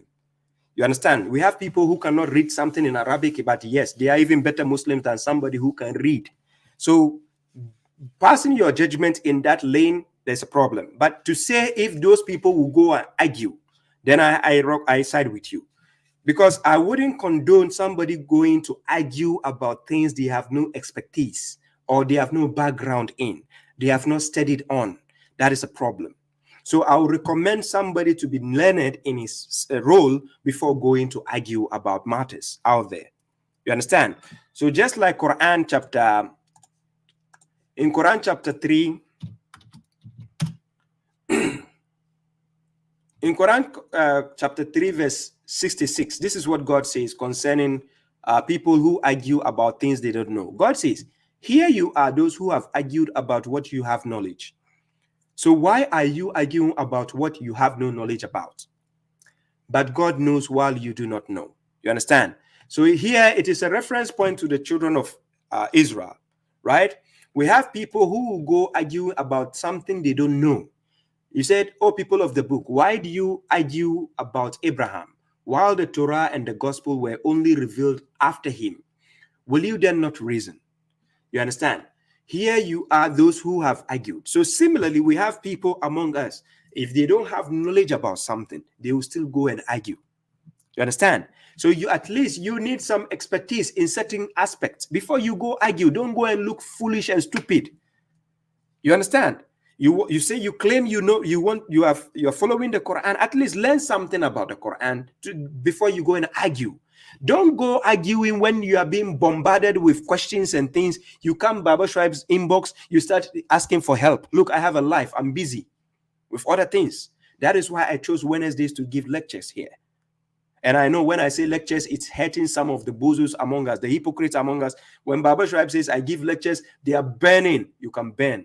I know your desperation is killing you. You can burn inside. I don't care. When babashuaib is giving lectures like this, some of the hypocrites among us are burning. Yes, I give lectures. What's the problem? Giving lectures is a problem? Yes, I happen to know before some people get to know. So if I'm giving lecture, I'm lecturing them on what they don't know yet. After they know, I don't need to lecture them again. How is a bigger deal? Instead of your foolishness going to guessing words in the Quran, I would rather use my intellect and God-given knowledge to teach people the right thing instead of guessing. Yeah, I will not sit here and guess with the words of God. Quran chapter 7 verse 33, to say what you do not know about God is haram. Check it for yourself. Quran chapter 7, verse 33. Let me put the verse on the screen. Quran chapter 7, verse 33. The things that God has forbidden people to actually do. It says, Kul inna maharrama rabbi al-fawahisha ma zahara minha wa ma batana wal ithma wal bagya bighayr al-haq wa an tushriku billahi ma lam yunazzil sultan. Then it says, wa an taqulu ala Allahi ma la ta'lamun. It is haram. So he says, say, my Lord only forbids obscenities, what is apparent thereof and what is hidden. Then he says what? Of sin and oppression without right, and to associate others with God, for which he has not sent down any authority, and to say what you do not know about God. It is haram. To say what you do not know about God is haram. Just like somebody will go and say what he doesn't know about babashuaib. That's a problem. I will not like it when somebody will go and say things he doesn't know about me. Similarly, you are going to say things you do not know about God. God has forbidden, because Islam belongs to him. The religion belongs to him. Why don't you gather knowledge, encompass knowledge before you go talking about God? Instead of looking stupid out there when you are being asking about simple questions, then you get offended. You understand? So let's move forward. You'll notice is a lot of them are ex-Shia, and honestly, for that part, I can't really blame them, because yeah, it's true. Some of them are ex-Shias and ex-Sunnis. That is a fact. That is not a lie. Are you getting my point? That is a fact. It is not a lie. Most of the Quran alone followers, some of them are ex-Shia, ex-Sunnis, and so on. So, and some of them are even ex-Christians. It is not a lie. Let's go forward. if you go through the Shia hadith and these things are quote unquote the sayings of the Imams, you realize so much is fabricated through history. What's to say that? But many people who claim to follow a Quran alone, they don't even have much problem with the Shia hadith. Their much problem is with the what? Sunni hadith. The Sunni hadith is the more problematic ones. The Shia hadith, how many people do you see talking about Shia hadith out there? No. All of it isn't fabricated. Well, yeah, because their entire purpose is fabricated. So I kind of see why they believe hadith are all fabrications. And you'll notice that with many deviant sects, they come out of Shiaism. For example, the Druze religion, the Baha'i religion, and all these come out through a lot of Shia influence. Even the new Ahmadi religion of light and peace comes from a Shia sect. Like, it's just a sub-Shia sect. They take the 12 Imams and all that. Yes, the Ahmadi religion of light and peace, who says they have the Imam Mahdi. They are just like Shia, so they come out of Shia. Yes, they are the Shiism. The books they even use is full of Shia distance. Blah blah blah. Same with Alawites and a bunch of other religions. And you notice that trend between Shiaism and Christianity, because when you come with fabrication in the beginning, it's easy to say, well, that's fabricated. I'll make my own fabrication. I'll make my own fabrication. So we have millions of churches. We have millions of Shiaism subsects and sub-religions that came out of it. Yeah. So this is your Abu Saifur Rahman. You said some things, a lot of the things you said, I don't agree. Some things you said, yes, it kind of makes sense against the Quran alone followers. Some of them, yes, are hypocrites within us. Yes. They go about making their own words, things we cannot find in the dictionary, vocabulary, anywhere. They just make it up, and then they say salat means duty, salat means following closely, salat means anything. They just come up with, they just make it up. Are you getting the point?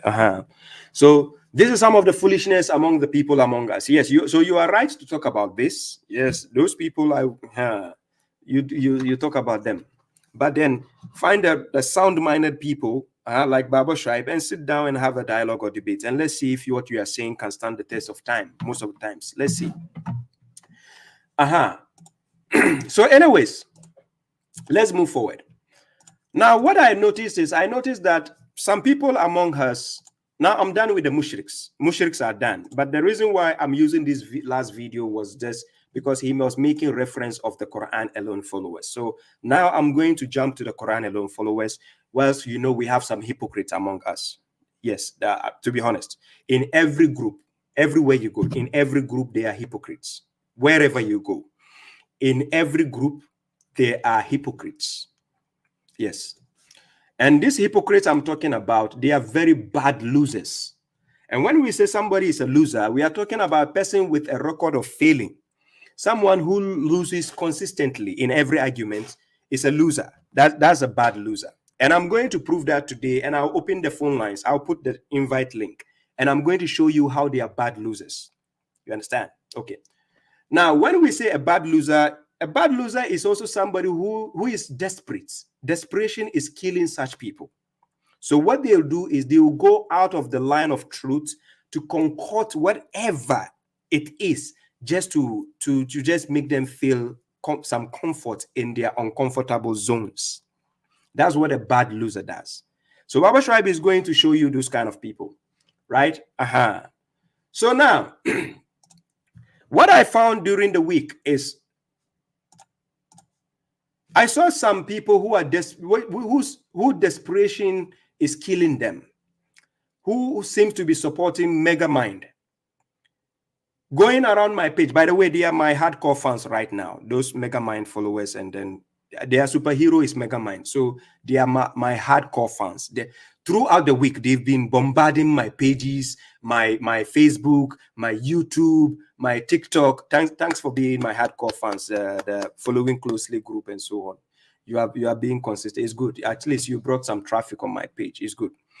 Anyways, these people have been on my page throughout. What is the issue? They said, hey, babashuaib, you said ritual connection. And I said, ritual connection. What is the problem with saying ritual connection?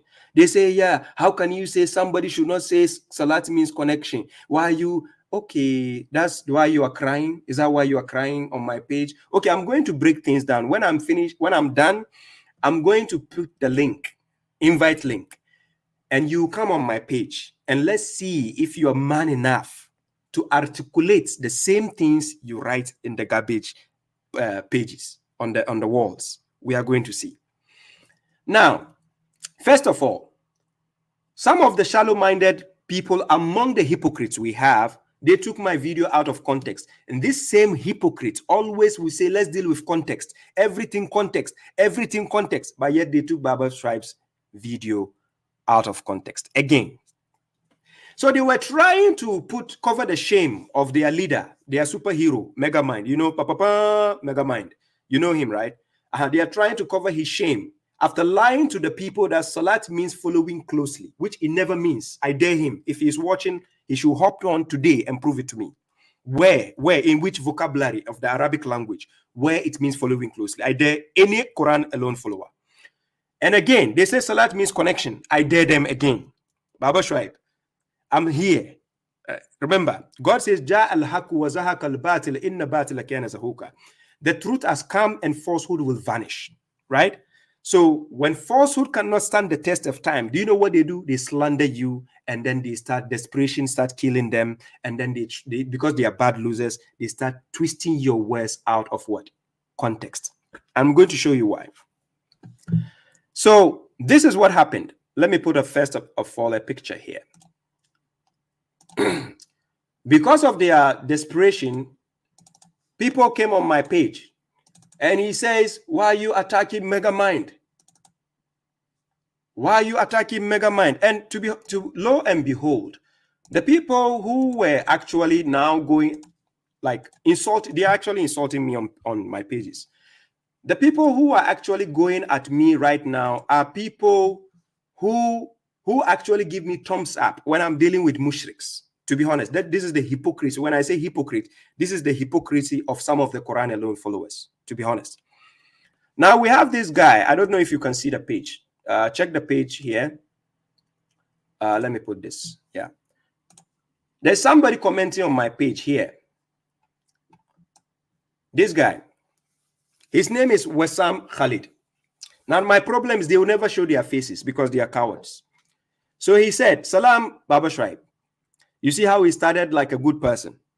Then he said, is it wise to make fun of Maverick and call him a hypocrite for using the word connection with salat when you use it yourself on one of your last lectures? You said ritual connection. Where is the consistency? Now, ladies and gentlemen, he said, I call Maverick a hypocrite because of connection, using connection with salat. That is not why I call him a hypocrite. Number one, that is not the reason why I call him a hypocrite.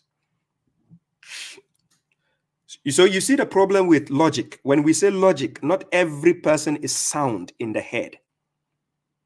Not every person. And not every person knows how to listen to a discourse. No. I didn't call him a hypocrite because he said salat means connection. No. I call him a hypocrite because he picked up a fight against us and say he's at war with us. And again, he says everybody who says there's rituals in the Quran is going to hell. That's what he said. So now you said, is it wise to make fun of Maverick and call him? I wasn't making fun of him. Where is the fun I made? He looks like Megamind. That's not making fun of him. Yeah, he looks like Megamind. Apart from that, what did I say? Oh, he looks like Megamind, right? So now, I wasn't making fun of him. I was just putting the truth out there and dealing with a hypocrite. And I'm going to show you why he's a hypocrite. Wallahi, wallahi. I'm going to show you why he's a hypocrite. So let's check hypocrite by definition. What is a hypocrite, or who is a hypocrite by definition? Let's check what a hypocrite is. And tell me if babashuaib is lying after proving to you what a hypocrite is. This is a hypocrite by definition. When we say a hypocrite or hypocrites, it's a person who professes what? A person who professes beliefs and opinions that, listen, that he or she does not hold in order to conceal his or her real feelings or motives. This is what a hypocrite is. So when I said Megamind is a hypocrite, I can, even in front of God, I will justify it. Wallahi lazim. And I'm going to prove to you right now why I said he's a hypocrite. And not only him. Anybody who sides with him is a hypocrite. Number one, you said there is no rituals in the Quran. And then you go ahead. You say, A'udhu billahi minash shaitani rajim when you read the Quran.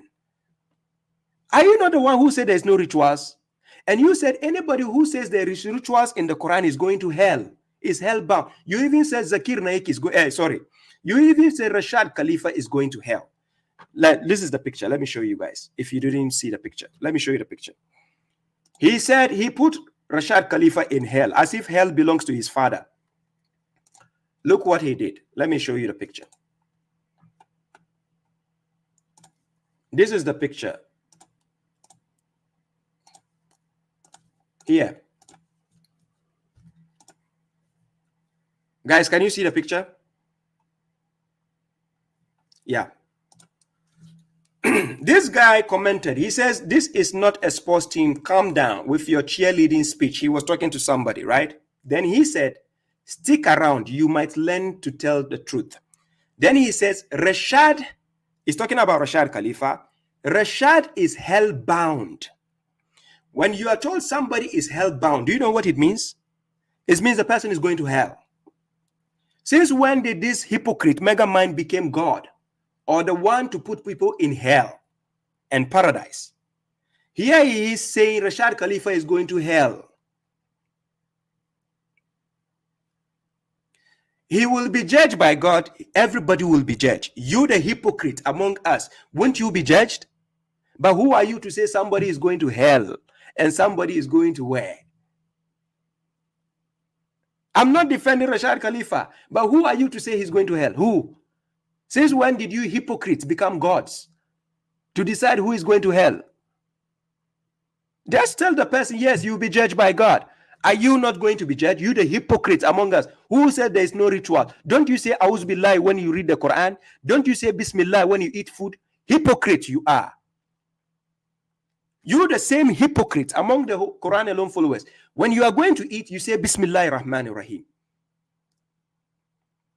Hypocrites. And when you are told hypocrite, you become emotional, going around on the pages. Hey, your hypocrisy and emotionality is worse than what the Mushriks even do. You, the same hypocrite. God mentioned in Quran chapter 6, verse 119 to 121. Anything you eat, the food you eat, you have to say Bismillah before you eat. It is a ritual. You do it. Hypocrites. You do it before you eat food. Don't you do it?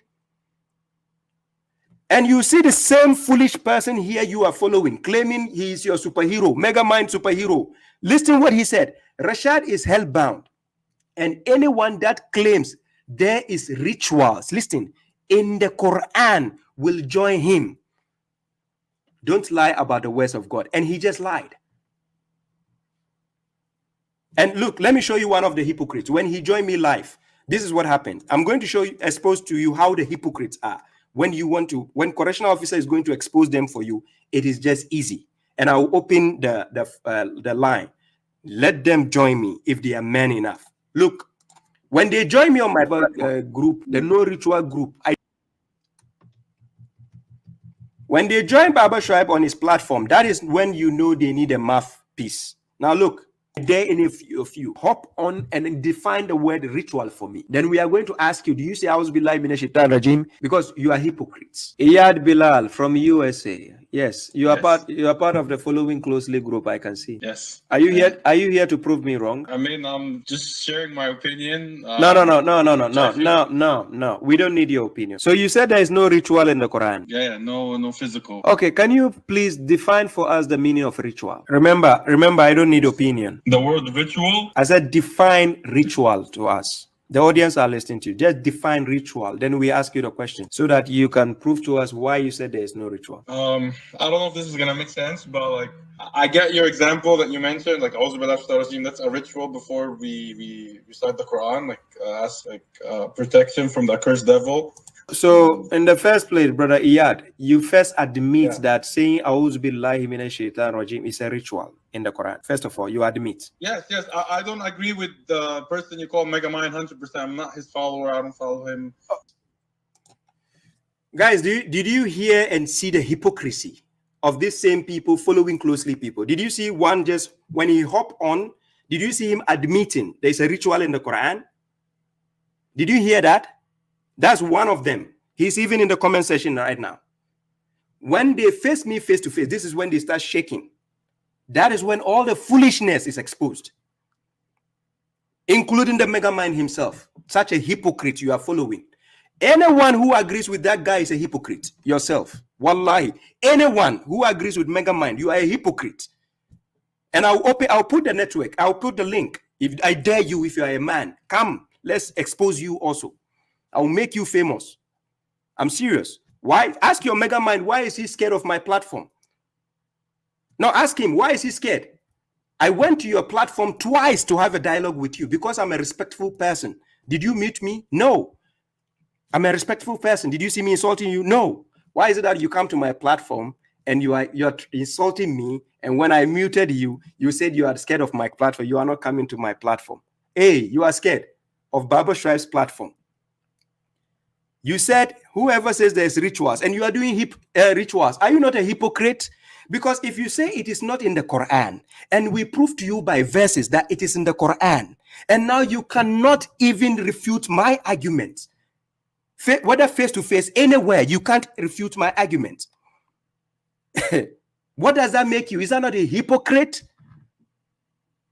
You following closely, all of you are hypocrites. I'm saying it. When you eat, you say Bismillah. It's in the Quran. You are hypocrite if you do it. May God punish you for lying, being the liars and hypocrites. When you read the Quran, you say, Auzubillahi minash shaitanir rajim. I seek refuge with Allah against the accursed devil. Is it not a ritual? Or you guys have never been to school academically? You don't know the meaning of a ritual. Rituals are in the Quran.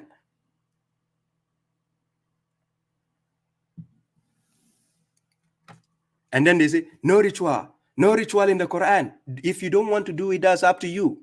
You will call us semi-Sunnis, but you are hypocrites and you are burning. I call you hypocrites. All of them on my page, they are burning. I'm serious. When I call them hypocrites, they are just boiled. Look, the hypocrites we have among us, their agitation is worse than the Mushriks, because you know most of them were ex-Mushriks. They have Mushrik background before coming to Quran alone. Yeah, you understand. So most of them are Mushriks before coming. So they brought that mushrik type of mindset. You know, most of them have the factory reset hasn't been done fully. So now they came here into that claiming they are Quran alone followers, but the Western version, when I say Western version, the Western version, that is the ones who just want to drink beer and drink alcohol and do whatever. And you understand? You get what I mean? No ritual, no praying to God. But hypocritical, they are praying to God. They pray to God. I'm serious. They pray. So now, let me show you this other thing. So that now they went and took my video out of context. And that's why I'm telling you, these people are still hypocrites. They are talking about things being taken out of context. So they went and took my video out of context and said, I said ritual connection. I'm going to expose them again. Then you see how they are bad losers. None of them can stand me one-on-one. None of them, the hypocrites we have among us. None, I repeat, none of them can stand me one-on-one. Wallahi. If they are men enough, let them throw a challenge. Let's go on my platform. If they will be respectful, and let's see if they can stand the test of time. Wallahi. None of them. Keyboard warriors, that's what I call them. Keyboard warriors. Mega hypocrites. We call you hypocrite and you are agitated, you are frustrated. Please stop saying Bismillah when you eat. Please stop saying Auzubillah when you read the Quran, because you are hypocrites. May God punish you for lying against the words of God, that there is no ritual in the Quran. Hypocrites.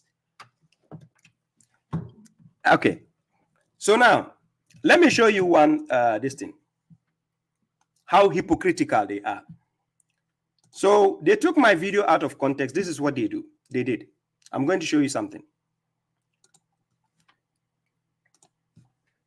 You have the ritual connection where you have the ritual aspect of getting your bond with God. But you have the ritual connection where you have the ritual aspect of getting your bond with God. So now, some of them took this video when I was making a lecture. After giving all the proofs, giving them all the lashes, messing all their falsehood up.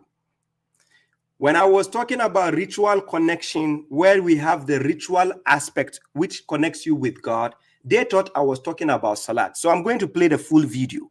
And I'm going to expose the hypocrites. You guys think they are Quran alone followers. How the devil is using them to infiltrate people here. Wallahi. They are hypocrites.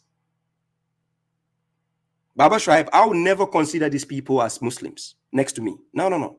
A hypocrite is worse than even a kafir and a mushrik. A hypocrite next to you, worse. I'm going to play the full video. Check the context of what I was talking about.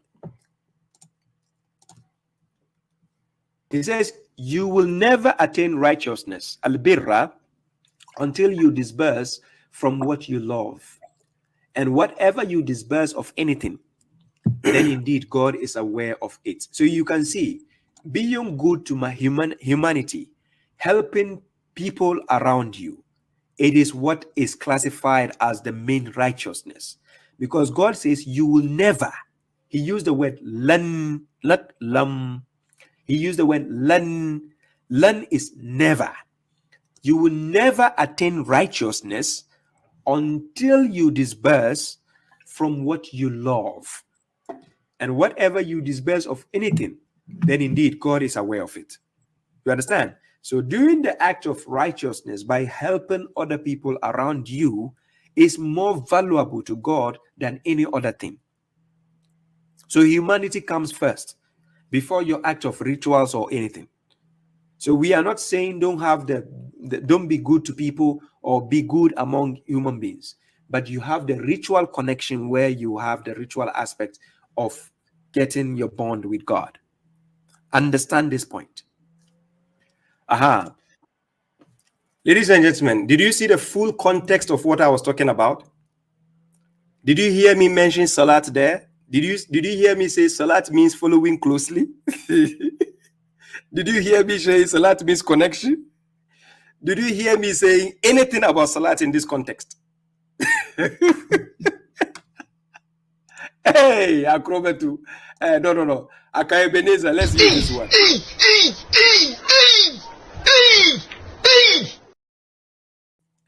So, let me show you the video. They said I was talking about salat meaning ritual connection. Look.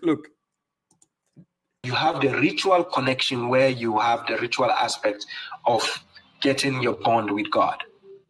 But you have the ritual connection where you have the ritual aspect of getting your bond with God. So this is the part they took, only this part.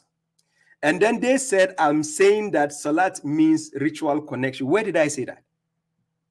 Where? For God's sake, if not evil and hypocrisy among us, which person in his right frame of mind will take somebody's words out of context when they are even clearly taking the words of God out of context? These same people, the hypocrites we have among us. Look, from today, any Muslim who is telling you there is no ritual in the Quran, wallahi, babashuaib, I'm telling you, he's a hypocrite. Just ask them a simple question. Do you say A'udhu billahi minash shaitan when you read the Quran? If you say yes, just just ask them, when you eat, do you say Bismillah? If you say yes, just say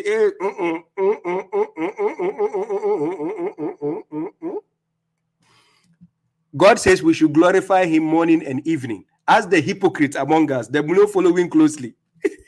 They follow closely at the connection. Ask them, do you glorify God morning and evening? Because it's a ritual also. Hey, these hypocrites. I call you hypocrites and you are emotional all over my page. Why? Hey, if you want to become my hardcore fans, just tell me so I can give you membership. So let's check another picture of these emotional hypocrites. Again, I call them mega hypocrites. By the way, if you need the stickers for that, I have it. I'll give you for free to share it to them. Wallahi, any Muslim telling you there's no ritual in the Quran, wallahi, I'm vowing to God, is a hypocrite. Yes. They will tell you, we believe in the Quran. Now we follow the Quran, but we are not going to do rituals. Yeah, we don't want to do rituals. No, rituals, no, it's for Sunnis. The ritual is for Sunni. But yes, out of our hypocrisy, we are saying, A'udhu billahi minash shaitanir rajim when we read the Quran. Hey, we are saying Bismillah when you eat food. Yes, this ritual, this one is not physical. So this one. Akrobetu, where are you? Where are you?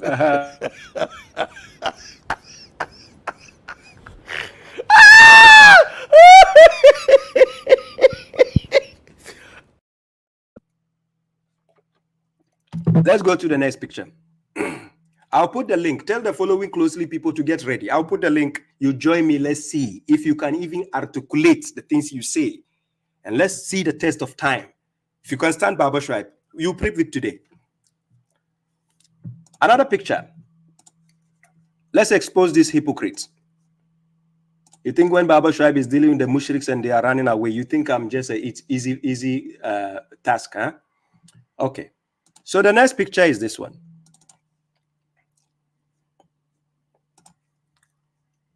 This is the next picture. So this same person who was commenting with the name Wissam Khalid, I'm sure he is the same person here because he made a similar statement. Then he said, ladies and gents, we have Mr. Ritual Connection Officer. You see, when they took my words out of context, he took my words out of context from my video because these people are evil. Wallah, this is how I can expose them. They are evil. They are not in for the truth. When you made a falsehood, you lied about salat meaning ritual, meaning connection. I exposed you. None of you can face me in a debate and prove me wrong. Salat doesn't mean connection. Salat doesn't mean following closely. If you are man enough, send the best man you have among, I know Mega Mind is your superhero. You send him, let's see if he can prove to us where salat, in which dictionary salat means following closely or it means connection. I dare you. Wallahi. Then you see the hypocrisy of that guy. I dare you. When I finish this, I'll put a link. I dare you. He says, we have Mr. Ritual Connection Officer calling someone else hypocrite. This is where they were pained. When I call them hypocrites, they were pained. You are hypocrites. For using the word connection with salat. I didn't call him hypocrite for using the word connection with salat. Point of correction. While he himself uses the word connection with salat, I never used the word connection with salat again. Let me go back to the video, why I said what I said. He says, you will never go to God than any other thing. So humanity comes first before your act of rituals or anything. So we are not saying don't have. Do you see the context of what I was saying? Humanity comes first before the act of what? Rituals and anything. Humanity comes first because God wants you to be righteous. Humanity comes first. Be righteous within the people, with people, be righteous. Then again, you can now deal with the aspects of your connection with God, meaning ritualistic. Because if I say Bismillah when I'm going to eat, it's a ritual connection.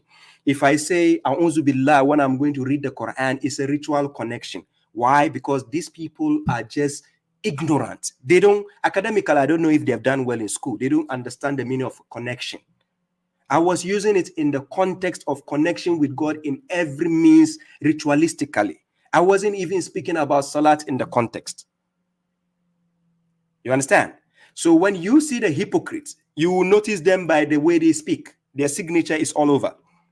They will lie to you with the words of God, give you meanings you can never find in any trace of vocabulary, interpret their own doctrines and bring their own religion now. So they are called the no ritual group. That's the group of this group. So Mushriks, since I'm dealing with you also today, know that apart from you, there's another no ritual group among the Quran alone followers. They claim to follow the Quran, but they don't practice the Quran. Because I don't know which of the righteous acts in the Quran they actually even practice. The righteous act in the Quran, I don't know which of it they practice. None of them. The Hajj, they say, it means great debate. They don't do it. I don't know. Ask them which country do they do the great debate. I don't know. The abstinence, they say it is about consuming the Quran and absorbing the Quran. I don't know which season they do it. They say Nisa doesn't mean women. They say Salat doesn't mean to pray again. They said Zakat doesn't mean charity again. They said what? Hajj doesn't mean pilgrimage. It's about debate. Siyam doesn't mean to abstain, abstinence or fasting. So it is about something else. And so on. This is how they make up their own vocabularies and meanings. So now, when they took this video out of context, they only took the part which will favor them, where I said there is a ritual connection. The ritual connection, I wasn't even referencing Salat. These guys think when I'm speaking, I don't know what I'm saying. So is this a game you want to play now? Taking people's words out of context and create your own fallacies and think that is how you can cover your shame? You guys have been exposed by the correctional officer. My videos are trending out there. People are seeing the hypocrites we have among us. I'm serious. I want to make you guys famous so that people will know we, the ones who follow the book of God, we are different from you hypocrites who practice something from the Quran and yet you say it is not there. Then why do you practice it? Okay. So now when they took this video out of context, then they say I said ritual connection. A ritual connection to what? Let me show you the picture so you understand what they are up to. This is the picture here. Oh, not this one. This is the picture. So this one says, we got you on video. That's what he said. We got you on video. Fear Allah. Calling someone hypocrite while you act like what? Why you like to act like one. So this is where they were very pained when I called them hypocrites. You understand? They were very pained when I called them hypocrites. So they went all over my page, started commenting. And then they started giving the name. Oh, you said ritual connection, ritual connection. So now look what the name they are giving me. They say, Mr. Ritual Connection Officer, no problem. Give me all the names. Doesn't stop you from being hypocrite among us. Because we can see you by your usernames, by your names, we know you. But the point is, you guys are cowards. That's my only problem. You guys are cowards. Guys, you should be man enough to come out and face babashuaib. When I put the link now, when I'm done, please be a man and call my program, please. Let's see if you have balls to speak. Another picture here. This is the other picture I'm putting here. Here, where is this? So this guy went ahead here. So when I asked him a question and I said, where did I say salat means connection? Because he couldn't prove that. This is what he says. He says, are you blind, Baba? He went ahead to say, are you blind? He just said, I just posted a video of you saying you have a ritual connection. Then I say, if I have a ritual connection, where did I say salat means ritual connection? Or where did I say salat means connection?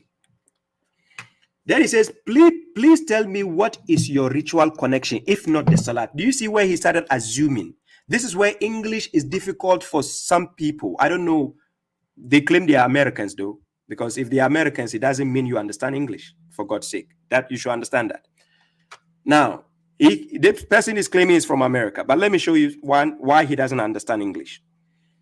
He posted a video where I wasn't making any reference with salat and connection. I didn't make any reference with that. Then he took my video out of context. Then now he wants to ask me a question he's not sure of, but yet he's still putting the allegation on me. But he's not sure. So look at the question. Please tell me what is your ritual connection, if not the salat. Does that mean this guy knows what he was asking me? Do you see? Then he went ahead and he says, so are you saying salat is not a ritual connection?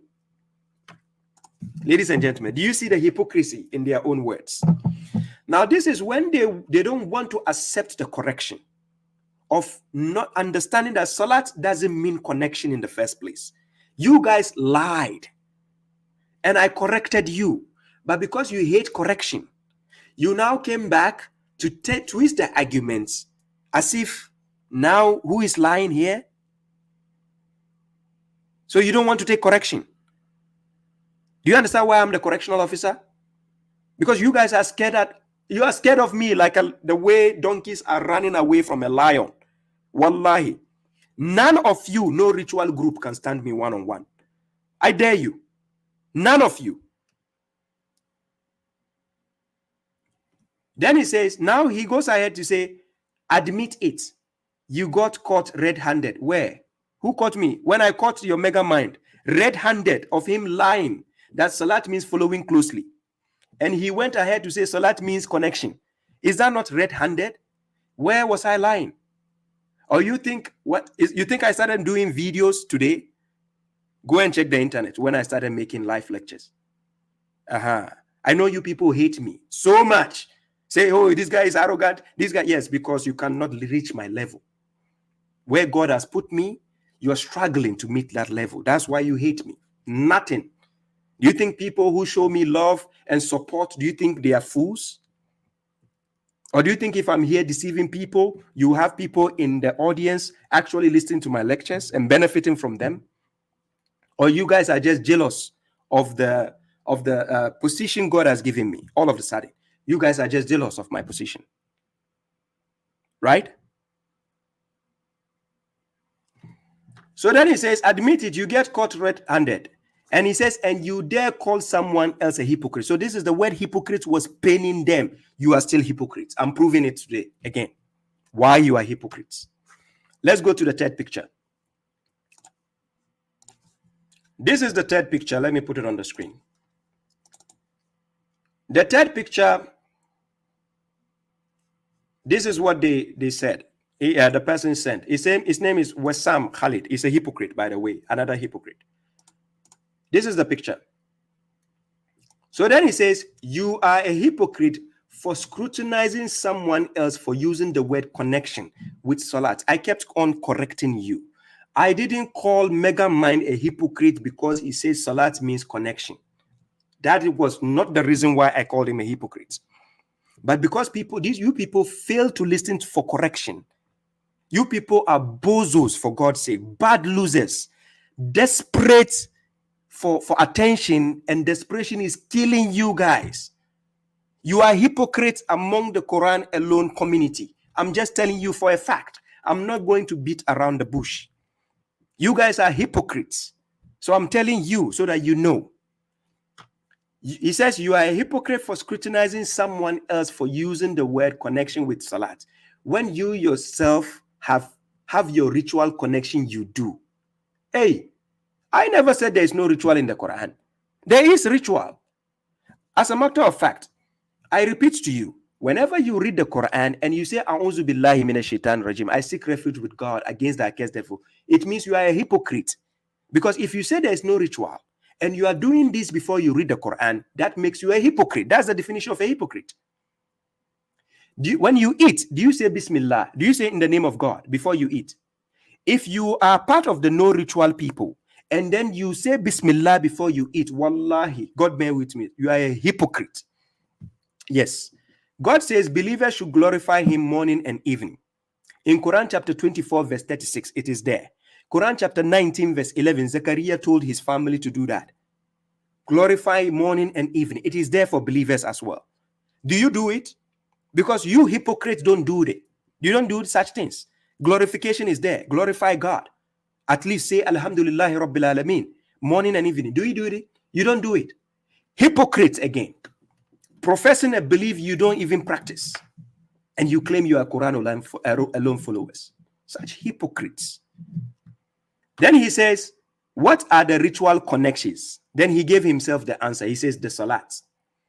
Prove me wrong that the ritual connection you are talking about ain't got salat in it. English, a problem for an American person again. So again, listen to the other one again. Here. He went to now look, he's in the comment section. He's asking me, why are you using the word connection? So the word connection, ladies and gentlemen, we got him. The word connection is now officially licensed to the no ritual group.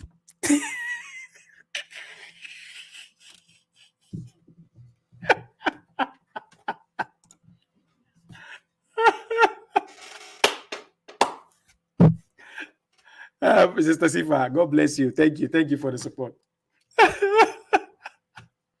The no ritual group are burning in my comment section. They say, why am I using the word connection? Hey, so the word connection, you have patent on it. Hey, the no ritual group. So officially, the word connection is for you.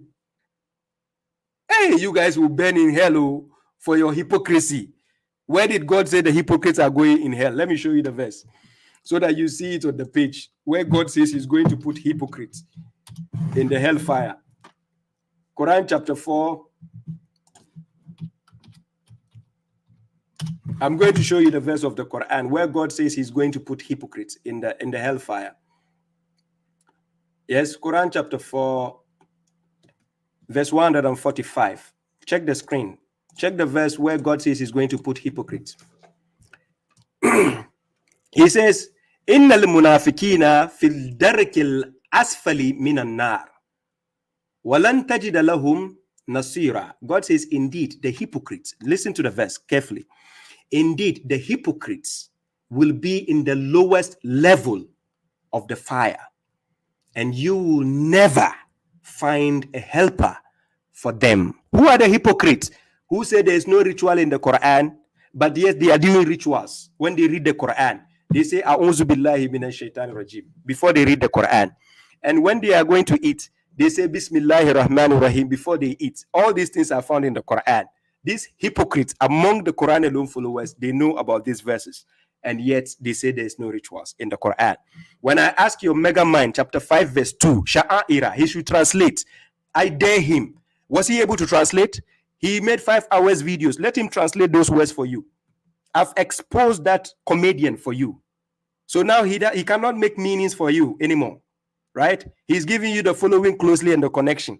So now connection has become a patent word for you, the no ritual group. Hey, you are so free. Hey, no ritual group. Hey, don't worry, I'm almost done. I'll put the line so that you join me if you have balls to speak. We are going to see. So the last picture is this picture. This is the last picture. Now this guy made me, I kept laughing at this guy's comment. I don't know where he come from. I think he's lost somewhere. But let's help him out. This guy, when I saw his comment, I say, hey, who sent this miscreant to me also? Now check what this miscreant is saying. This miscreant doesn't know that this thing he's talking about, I've already made a full lecture video addressing all these points. He never watched the video, by the way. So he came, he says, babashuaib, well, English is my first language. Now remember, when an Arabian says the same thing, they will say mystical, magical Arabic. This is what the following closely group, this is what they say. When an Arabian says Arabic is my first language, this same hypocrite will say mystical, magical Arabic again. This same following closely people, no ritual group. Listen what he wrote to me. He says, well, English is my first language. Do you see? Then he said, so can you tell us why you ridicule the brother for saying connection and following closely? I wasn't ridiculing him. I was exposing him. Hypocrites needs to be exposed. I wasn't ridiculing mega mind. I was exposing him.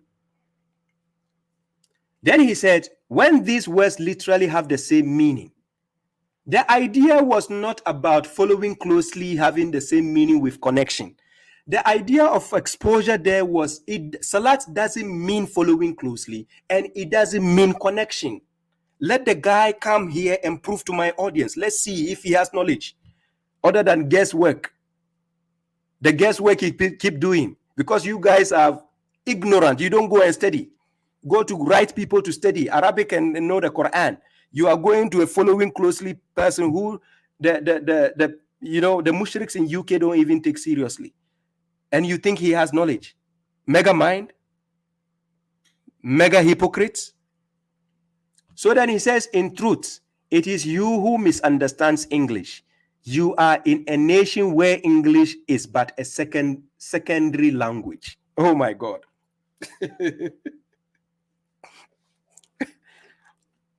Now what he just said here, translate the same thing to make it seem somebody who understands Arabic is the one speaking like this. These guys will become very emotional of the sudden. Yes, mystical, magical Arabic. Here we go again with the mystical, magical Arabic. He's acting like Arabic belongs to his parents. Here you are, another bozo, acting like English belongs to his ancestors. Yes. That's the comment he wrote to me. When what we are talking about has nothing to do with meaning of following closely or connection. The idea of the video I made was to tell you the hypocrites are saying salat doesn't mean prayer. That's what they said. They said salat doesn't mean prayer. And I dare them, come, face me and show me. We'll go to every dictionary the world has in Arabic language. And let's see where salat doesn't mean prayer. I dare you hypocrites. You are very emotional. You the no ritual group. Now I have no mercy for all of you. You are all hypocrites. No exception. If you support these bozos with this foolishness they are putting out there, no mercy for you. You are all hypocrites if you support these guys. Twisting the words of God, lying against the words of God. And you think it's a joke. babashuaib is calling. If you are man enough, you come on my platform. I know all of you are scared of my platform. Come. Anyways, babashuaib is going to open the phone lines.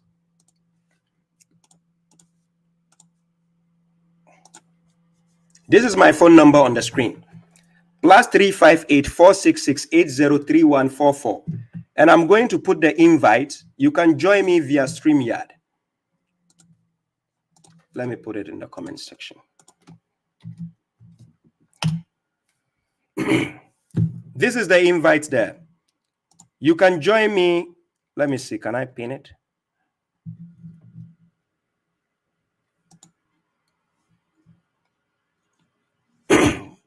Is that? Let me see. Can I pin my this thing here? Yeah, this is the StreamYard link. I don't know if somebody can see it in the comment section on YouTube or Facebook. That is the comment section. Somebody can join me right now.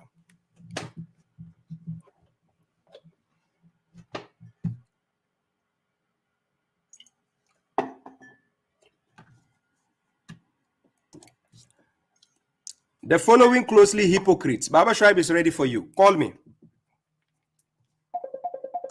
Thank you. Yes, Salam, your name and where you're calling from. It's Max again. How are you? Nice to meet you. Yes. Listen, you said, come on, let's define dictionary, yeah? Come to the dictionary, tell me what's salah, yeah? Define what? But why do you use the dictionary though? No, define what? You said define salah using the dictionary. Where did I say somebody cannot use a dictionary? But yes, for Quran, yeah, Quran explains itself. No, where Use did the Quran and I itself. said, where did I say somebody cannot use dictionary? Okay, but if you use a dictionary, let's say use Lisan al-Arabi. Okay, Lisan al-Arabi, that's a big dictionary that Sunnis use, yeah? In that dictionary, it says what? Hikmah means Sunnah. So you accept that. It doesn't matter what the dictionary says. It matters how the root, the Arabic Quran of Arabic is a mathematical language, structure. You say Quranic. Like modern language. You say It's not Quranic. like modern language. Okay, thank you. Where did you find the meaning of haram being unlawful only in the Quran? Where did you find that meaning from? From the Quran, it uses it consistently. It's like that. No, where did you find the meaning? Were you the one who wrote Arabic language? Was I the one who wrote Arabic language? Yeah. No. How did you know the word haram means haram? It's unlawful in English. How did you know? How did I know? Don't stop repeating my I question. wouldn't know from dictionary, would I? Well, Dictionary is codified. And I said, how did you know? Listen to my question. How did you know the word haram means unlawful? How do I know? Because I look at how the Quran uses it consistently, and consistently that's the only word that makes sense consistently. Okay. Listen to my question. That's the only instance that makes sense. You are not answering my question. Okay, go on. How did you know? Did you know it means unlawful in English? How did you get to know? Because that's the only word that makes sense in every single instance when the Quran uses. I'm not saying about how it makes sense. I say, how did you know? Do you know the means of the question I'm telling you? How I know. Because no other word makes sense in that place. I said, how did you know it means unlawful in English? That's all I ask. Where did you get to know it means unlawful in English? Listen. Harama, the ha-ra-mim, okay? Okay. We look at every time it's used in the Quran. Okay? That's our methodology. Look at every time it's used in the Quran. And we say, okay, what word would make sense in every single instance? And unlawful is the only word that makes sense. Okay, so that's why we know it means unlawful. You are still not answering the question. Let's say you speak only Arabic language. Are you listening to me? Okay, yeah. Okay. So now, since you are speaking only Arabic language, I'm an Englishman. You want to tell me what it means in English. How did you know it means unlawful to tell me, the Englishman? Tell me. As an Englishman, I would say in Arabic, depends what Arabic you're about. There's a lot of Arabic. If you want to know the Quranic Arabic, you got to consult the Quran. You got to look at. You got to what? You got to what? Consult the Quran. You consult who? The Quran. That the Quran has English? No. I'm saying, if you want to know if the Quran, like harama, what it means in Arabic, in the Quranic Arabic, not the modern Arabic, you need to consult the Quran. You can't consult anything else. How do you consult and still tell an Englishman it means unlawful? Where? I want to know. Show me. How do I look? You speak yesterday. You speak only Arabic. You are in UK, right? You speak only Arabic, but you want to tell a British man but the word haram means unlawful. Please tell me how you will get the means. Assuming the modern Arabic is the same look, with the Quran. ladies and gentlemen, listen to me. I never mentioned modern. I never mentioned ancient. I never mentioned anything. I said how. You're saying if I lived in the 7th century or something. Yeah, I never said if you live in the 7th century. You said we shouldn't use dictionary. You said the Quran is its own dictionary. Listen, no, let me finish my statement. I'm talking about the Quran. Quran is Arabic. Arabic outside is also Arabic. There's a difference. Yeah, but Arabic is different. It's like saying Latin and French. Listen. But listen, it's just the dialect difference. Here we are talking about. But let me make a statement, please. Go on. If we talk like this, nobody will benefit. Let me make a statement. I'll give you over to you. Then you answer the question or you make your statement. You came in, you said the Quran is its own dictionary. So now, hypothetically, I want to agree with you that let's not go to any other dictionary. So I'm an English man. You're an Arabic man. You want to tell me what the word haram from the Quran means in English. How are we going to get that mode of transmission so that I will understand that it means unlawful? Tell me. Okay, so have you heard of there's this guy? I'm going to explain something to answer this question, if you allow me, okay? So this guy, he would study the language that no one knew, like inscriptions. Think it was a Hararite language, okay? And no one knew anything about it. Literally, it was just foreign, like nothing in history, nothing, absolutely nothing. Okay, but he studied it, how each word was used. Okay, and he used the symbols, and he knew like, okay. This symbol here means something, okay? But then I said, okay, this is an agrarian society. They use bread all the time. So they knew nothing about the language, literally nothing, okay? They use bread a lot. So in this word that's always used must mean bread. And it turned out it was bread, okay? So we try to approach the Quran like this as well. We say, okay. This root is the same. So it means be raised. It has to have the same general meaning. You can make the word in the Quran any word you want to use, as long as you can prove it overall. If you can prove it overall, you can use whatever word you want. Do you believe every language has a rule? Do I believe every language has a rule? What do you mean by rule? Can I drop you now? What do you mean by rule though? You don't know rules? Like grammatical rules, is that what you mean? Yes, if I'm talking about language and I mention rules, it's obviously grammatical rules. Oh yeah, can you just go in somebody's language and make up a new meaning to a vocabulary, a word? But Baba, you're acting like 1400 years ago is the same Arabic as not. Like you're acting like. Are you listening to my statement at all, or you just want to talk for the sake of talking? When I feel the meaning, okay, meaning is different from rules. Meaning is different from grammar. Max, please go back to the audience. Let me pick somebody competent to speak with. Thank you. I need somebody competent from the following closely group because the guy is not making any sense. Please send me the best you have. Babashuaib is waiting. The best you have among the following closely group. That is the network, the link there, and that is my phone number. Please send me somebody better. Somebody who can articulate, not be a keyboard warrior. Please send me somebody better.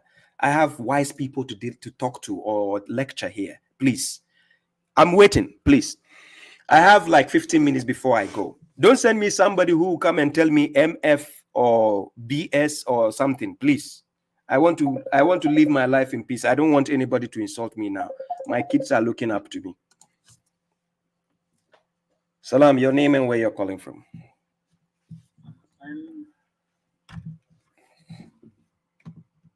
Can you hear me? Can you speak up a bit louder? I am from Pakistan. Nice to meet you, brother. What's your name? Hassan? Yes. How may I help you, brother? Yeah, I can hear you now. Yes. So I'm not coming to argue or question? I think I opened the phone line for keyboard warriors, people who are in opposition to what I'm talking about, to call. If you need enlightenment, I would recommend you send me a voice message later in my WhatsApp number so that we can talk about whatever you want to ask. Okay. Thank you. Please, no ritual group. Baba Shuaib is waiting for you because now you are my hardcore fans. You've been waiting on my page for so long. Wise Wisdom, can you please call? Wise Wisdom, please. Hello, Baba Shuaib. Yes, your name and where you're calling from. Excuse me. Someone else told me that music at the talk on phone.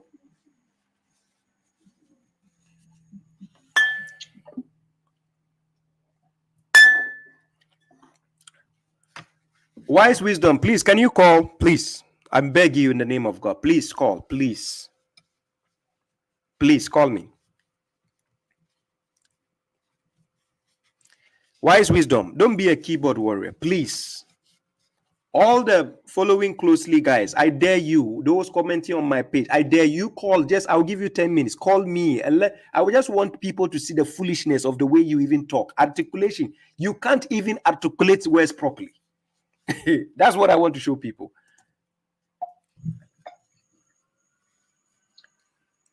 Assalamu alaikum. Wa alaikum salam. Your name and where you're calling from? I'm calling from Sierra Leone, and my name is Kuruma Umar. Are you part of the no ritual group? If I'm part of the no ritual group, that's not the reason why I called you. Now, then, if it's that's not the reason, then please call me. Okay, join me on TikTok. It has to be only the reason connecting to the ritual. Yes, those people. Those are the ones I open the phone lines for. Not just everybody. If you want a question for me, please send me a voice message on this WhatsApp number. I will answer you later. I know this is WhatsApp now. What I want to know is that I know Salah is a ritual. Salah has so many meanings, not only that meaning. We are not talking about having the meaning or not. We are saying no ritual. Okay. If there is no ritual in the Quran, if you admit there is ritual, I don't have a case with you. We are not talking about the word salah. The word salah is a verb. A verb can have multiple meanings. We agree. But we are just dealing with the people who say there is no prayer in the Quran. That's what I'm dealing with. Or there is no ritual in the Quran. So there is prayer. If we are praying, that means it is ritual. I know. But those people, even the Hajj performing, it is ritual. Yeah, but those people don't believe in Hajj. Listen to me. Those people don't say there's no Hajj, there's no Ramadan, Siyam, there's no this. They don't believe in rituals. So I want them to come and prove to us. Because they say, I am a Sunni. That's what they are saying. Because when I'm doing a ritual, they say, I'm a Sunni. So we want to see if they can actually repeat the things they type. If they can say it. I'm a Sunni too, but we have a ritual in the Quran. But that is, you see, you are prolonging the issue. I said the call today is not for you. It is for the people who are actually in the no ritual group. So please, let me pick those ones. You send me the question you want to ask later. We do. Okay, no problem. So when should I call you again after today? Send me a voice message. Okay. Thank you.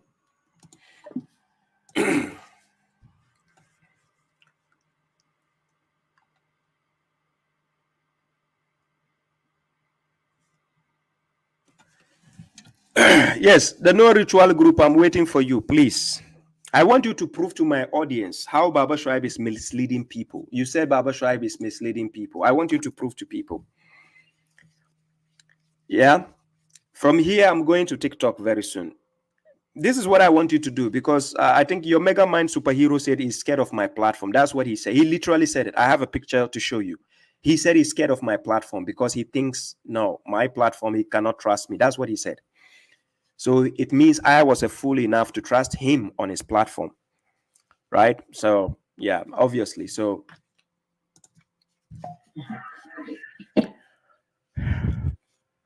hello? Yes, your name and where you're calling from. Hi, Salam Baba, it's Wissam. From where? From Canada. Okay. Hussam or Wissam? What's your name? Wissam. Okay, Wissam. Are you the one commenting on my page? Yes, I am. Okay, thank you. So let's go. Is there any ritual in the Quran or not? There is. Is there a ritual? There is a ritual in the Quran. Okay, thank you. No problem. So let's go to the comments. Okay. The comments Now, can you answer my question? Yeah, I answered your question. Yes, Can you answer my question now? Ask me the question. Answer. Okay, no problem. You said that you cannot use the word connection with salah, right? I said the word salat doesn't mean connection. That's what I said. Okay, no problem. You said it doesn't mean a connection. Yes, I said so. Yeah. But the salah you do is part of your ritual connection with God. The salat I do is part of my ritual. Listen to the English. Let's carefully. The salat I do is part of my ritual connection with God. Yes, it is part of it. Okay, it's part of the ritual connection. So you can put salah in the ritual connection. No, but does salat means connection? That's the question. Does it mean connection? So salah connects you with God. No, wait. I answered your it's question. Not Please. I answered your question. Which one is it? Let's be polite. I ask you I'm first. being polite. Oh, but wait. You ask your first question, and then you ask me the second question. Right? No problem. Now I'm asking you third question. Don't go over me when I'm asking you a third question. Problem. The third question is, does salat means connection? That's the question. I believe salah means duty. Did you hear my question? I told you it's duty. So no, I said, did you hear my question? I told you my answer. Listen to the question. Does salat mean connection? Salat can mean connection because it's a synonym of following closely. Well, do you know what synonyms are? Who told you salat means following closely? Can you give me a dictionary where salat means following closely? I don't need a dictionary. I don't need a dictionary. We can see it by the children of Israel. We can see it by the Christians. We can see it by Moses. We can see it by Abraham. They never did this ritual prayer you're doing. You are associating to Moses, to Jesus, all of them things that you're not doing. Like they never did it. You're doing the salah that you're saying, but they never did it. Can you prove to me the prayer you're doing in the Bible? In the Bible? Do I follow Bible? Okay, what is the Quran confirming? It confirms the books of God. It never said Bible. Okay. So God says, if you don't know, as you are in doubt about what has been revealed to you, ask those who read the scripture before you. But I'm not in doubt. Who are the people who read the scripture before us? I'm not in doubt of the book of God. Why should I go and ask somebody? Okay, no. Is the Bible have truth? But what is the Bible have truth? Bible is not the book of God. It doesn't have truth. And I said it's not the book of God. That's not the argument. Does the Bible here. have truth? But that's not the argument here. Why are you doing a straw man argument? I'm asking you, does the Bible have truth? I said, why are you doing a straw man argument? You left my question unanswered. Why are we going to the Bible? Doing a straw man argument. But the straw man argument. Listen. Let me elaborate my point clearly. I asked you the meaning of salat. And you even said duty.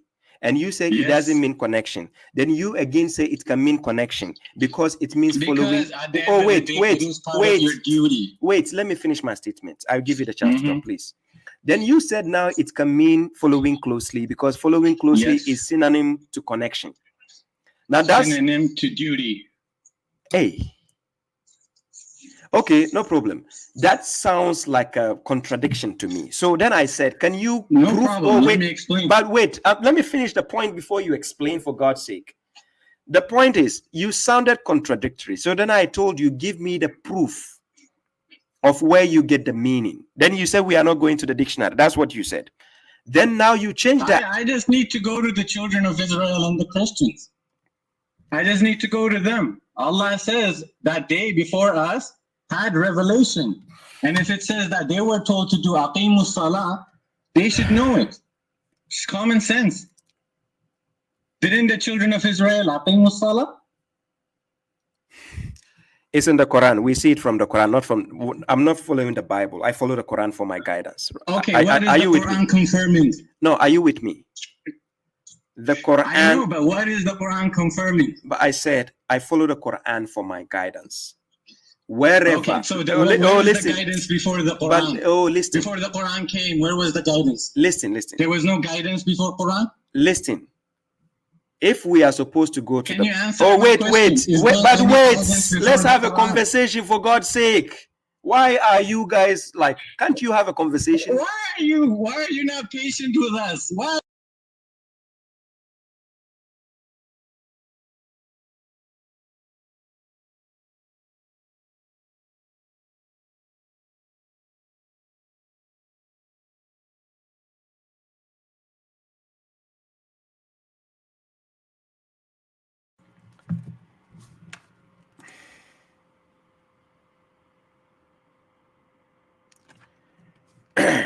Can you hear me now, guys? Can you hear me?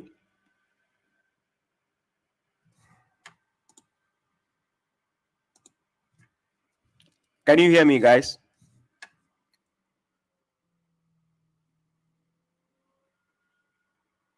Okay.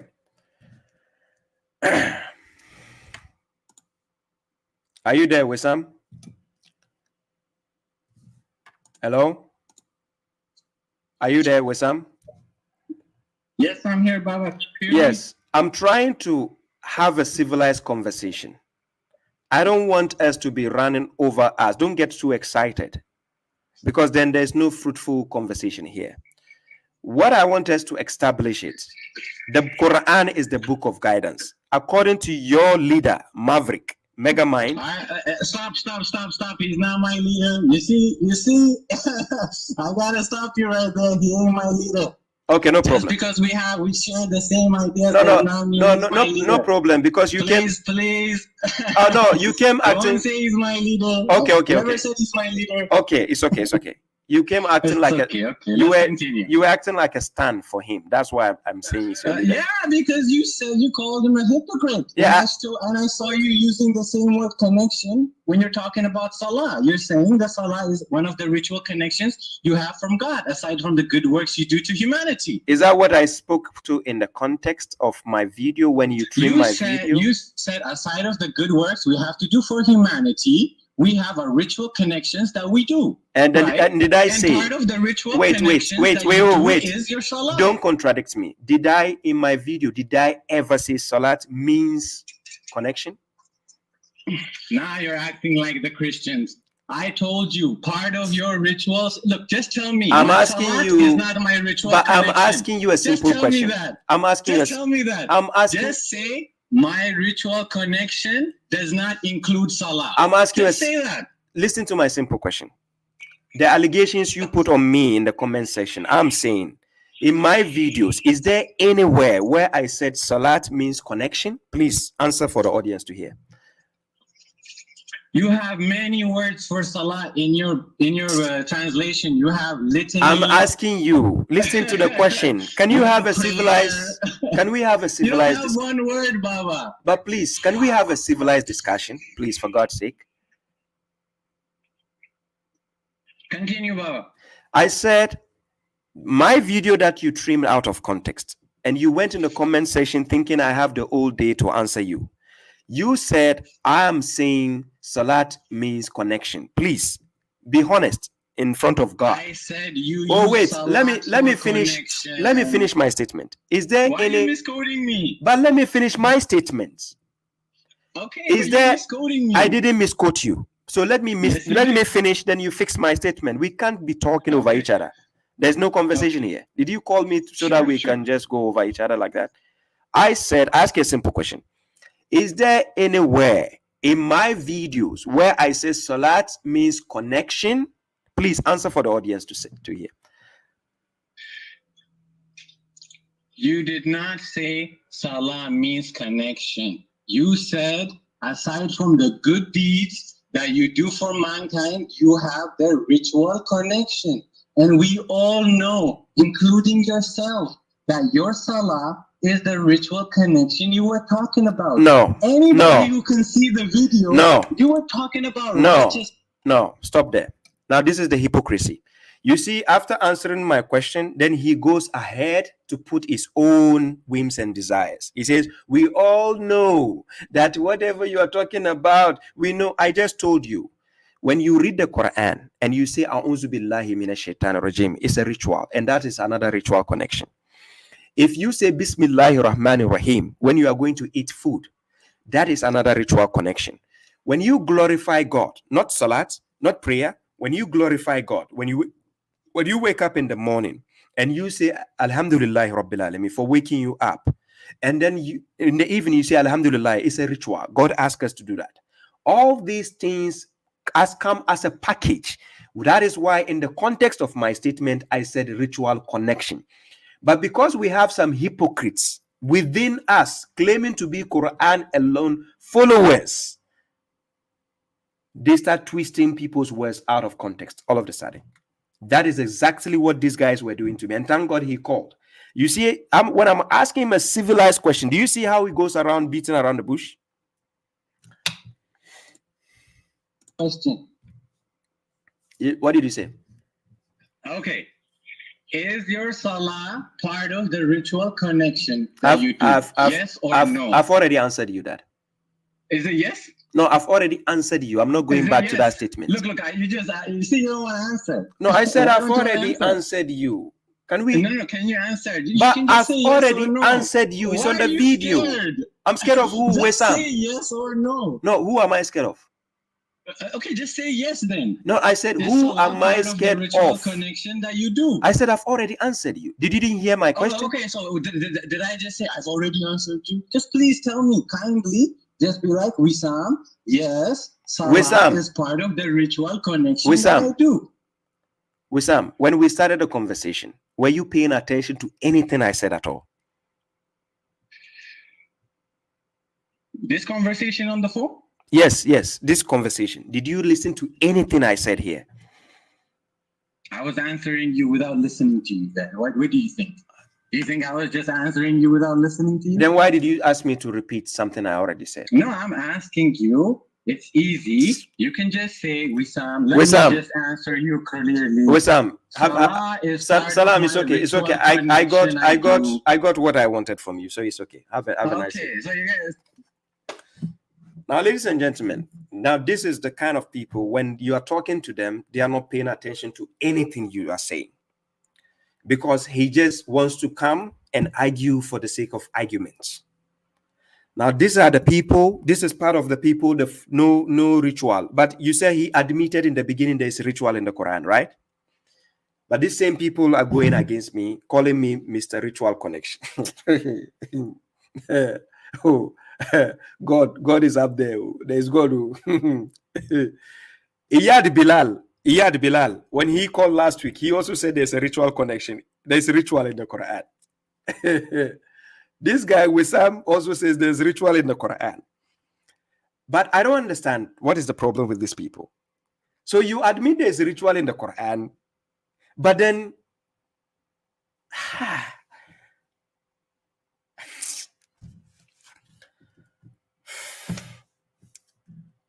ladies and gentlemen, Yoruba will say otito. Is it otitan or otito? Please, Yoruba people, if you are here, help me. Biko, otitan. Hey! Do you see the hypocrites among us actually confirming by their own words again? They come in life and they are confirming. Yes, there's ritual. Now they want to even play words. We are here talking about the Quran. You are going to the Bible. The idea is to prove from the Quran. Prove from the Quran. You want us to go to Bible to do what? Is it not you, the same hypocrite, Megamind, who said we are Christians because we are taking our proofs from the Bible? Now you guys are denouncing Megamind. All of a sudden, Megamind is not your superhero. Hey, why? Don't let Megamind see this. So you guys are disowning him. I don't understand.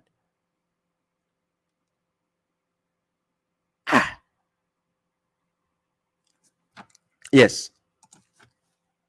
Shurulini says, the correctional officer, these discussions with no ritual, blah, blah, are a waste of time. I know. These things need to be established so that, let me tell you why. The Mushriks are watching us. If you don't fix your home, you can never go and fix somebody's house. What I'm doing is to eradicate the nonsense we have next to us with some foolish people infiltrating people with this foolishness of these people with us. If you are a house full of wise people, you don't tolerate foolish people in that house. Are you getting my point? So sometimes you might think this is, I know some of them, they have heebie-jeebies in the head. You see how they speak to him. Look at the guy Max when he came on, heebie-jeebies. Look at this guy with some heebie-jeebies. Look at them when they come. Iyad last time, heebie-jeebies. Look at Maverick when he came last time, heebie-jeebies. These people are taking each other serious on one corner, and now the Mushriks are thinking these are actually Quran alone followers. You understand? So I need to deal with these miscreants away from our group so that people will know these people are not to be taken serious. Then I can move on to a better, argument ahead. So that is why I'm doing such kind of things. Anyways, I can take the last caller before I go. Any other bozo want to call? I'm here. The no ritual people, please call and let's ask you if there's a ritual or not.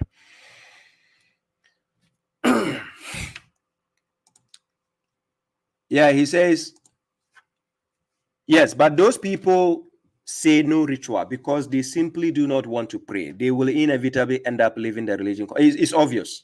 I've seen a lot of them do that. They leave the religion completely. They become atheists. I've seen people become agnostic, claiming they are Quran alone followers, and then they move out. Lack of knowledge. They just move out. I know that. So if those things are not tackled from now, this is the end. This is how they will end up. So when babashuaib is devoting his time to do this, please, let's exercise some patience sometimes. I know watching some of these heebie-jeebie people is difficult, right? So Sister Khadija says, ritual practice is a ritual practice. It's not a connection to God. It's a connection to God's guidance, not to God himself. That will be shed. That will be association. Okay. Then we have, they are not going to listen. Yes, JS, they are not going to listen. They are not willing to listen anyways. So ladies and gentlemen, somebody says what? Making us the true submitters look like a fools to the Mushriks, when in fact we are adhering to the truth from God in the Quran. They need to be exposed. Yes, evidentially, they need to be exposed. And you saw it whenever they call. Do you see how they sound when they are talking? Nothing sensible from the things they speak. And these are the same things when you are in their comment section, you might think they are the smartest people when they are commenting. I'm serious. Somebody say, Baba, they have brought their own innovations to suit their whims and desires. So let them face Allah subhanahu. They will. Real Mishizis Naba says, thank you for the beautiful lecture, Brother Shua. I appreciate that. Thank you. Yes, ladies and gentlemen, I have to bring the topic to an end. I'm going to TikTok. I'll be there like 2 hours. Kindly join me if you want to have fun. I'm going there for the Mushriks. Over there, no following closely, people. You are not needed. You are only needed on Facebook, YouTube, because I want to set you up for the audience to see you. Tell your superhero, Mega Mind, you guys are disowning him. Tell him if he's a man enough, he should call on my program or come on my program. Let's have a dialogue. And he is going to prove everything. The claims he is making, all the following closely, Baba Shuaib, you prove it in front of me. We are going to see. Ladies and gentlemen, this is where we end the program with dealing with the hypocrites among us and the mushriks who are far away also. So now you can see the hypocrites, right? So let's now go to TikTok and have fun. If you're willing to join, let's face the hypocrites and the mushriks. Come on TikTok. Thank you all, ladies and gentlemen. I appreciate your support. God bless you all. Fatima Chin, peace to you. Imran Khan, salam to you. He says, protect you and make these munafiqs to run away, inshallah. They will run away. Thank you very much. Baba said, God bless you. S. Faraj, thank you very much. Yes.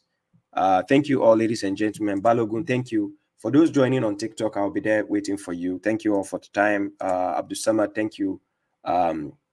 All Star says, what's your TikTok? The same name I'm using on Facebook and YouTube. The same name. Correctional Officer Bush Tujina. You find me there. I'm online live. I'm on live right now. Right? So kindly join me on TikTok right now. So thank you all, ladies and gentlemen. Till we meet again next week. right? If in case I didn't see your question to answer, I apologize. Hopefully I'll be available on TikTok. If you can join me, then I can answer your question. But I'm going there particularly for the mushriks. If you want to see more of correctional officers, then I have a lot of videos I need to trim down to put on my YouTube for the correctional officers then. So exercise some patience. You'll be watching some interesting videos that I dealt with the mushriks. I have a lot to put there. You will enjoy. Thank you very much, ladies and gentlemen. Till we meet again next week. This is where I bring the topic to an end. Peace to you all. One love.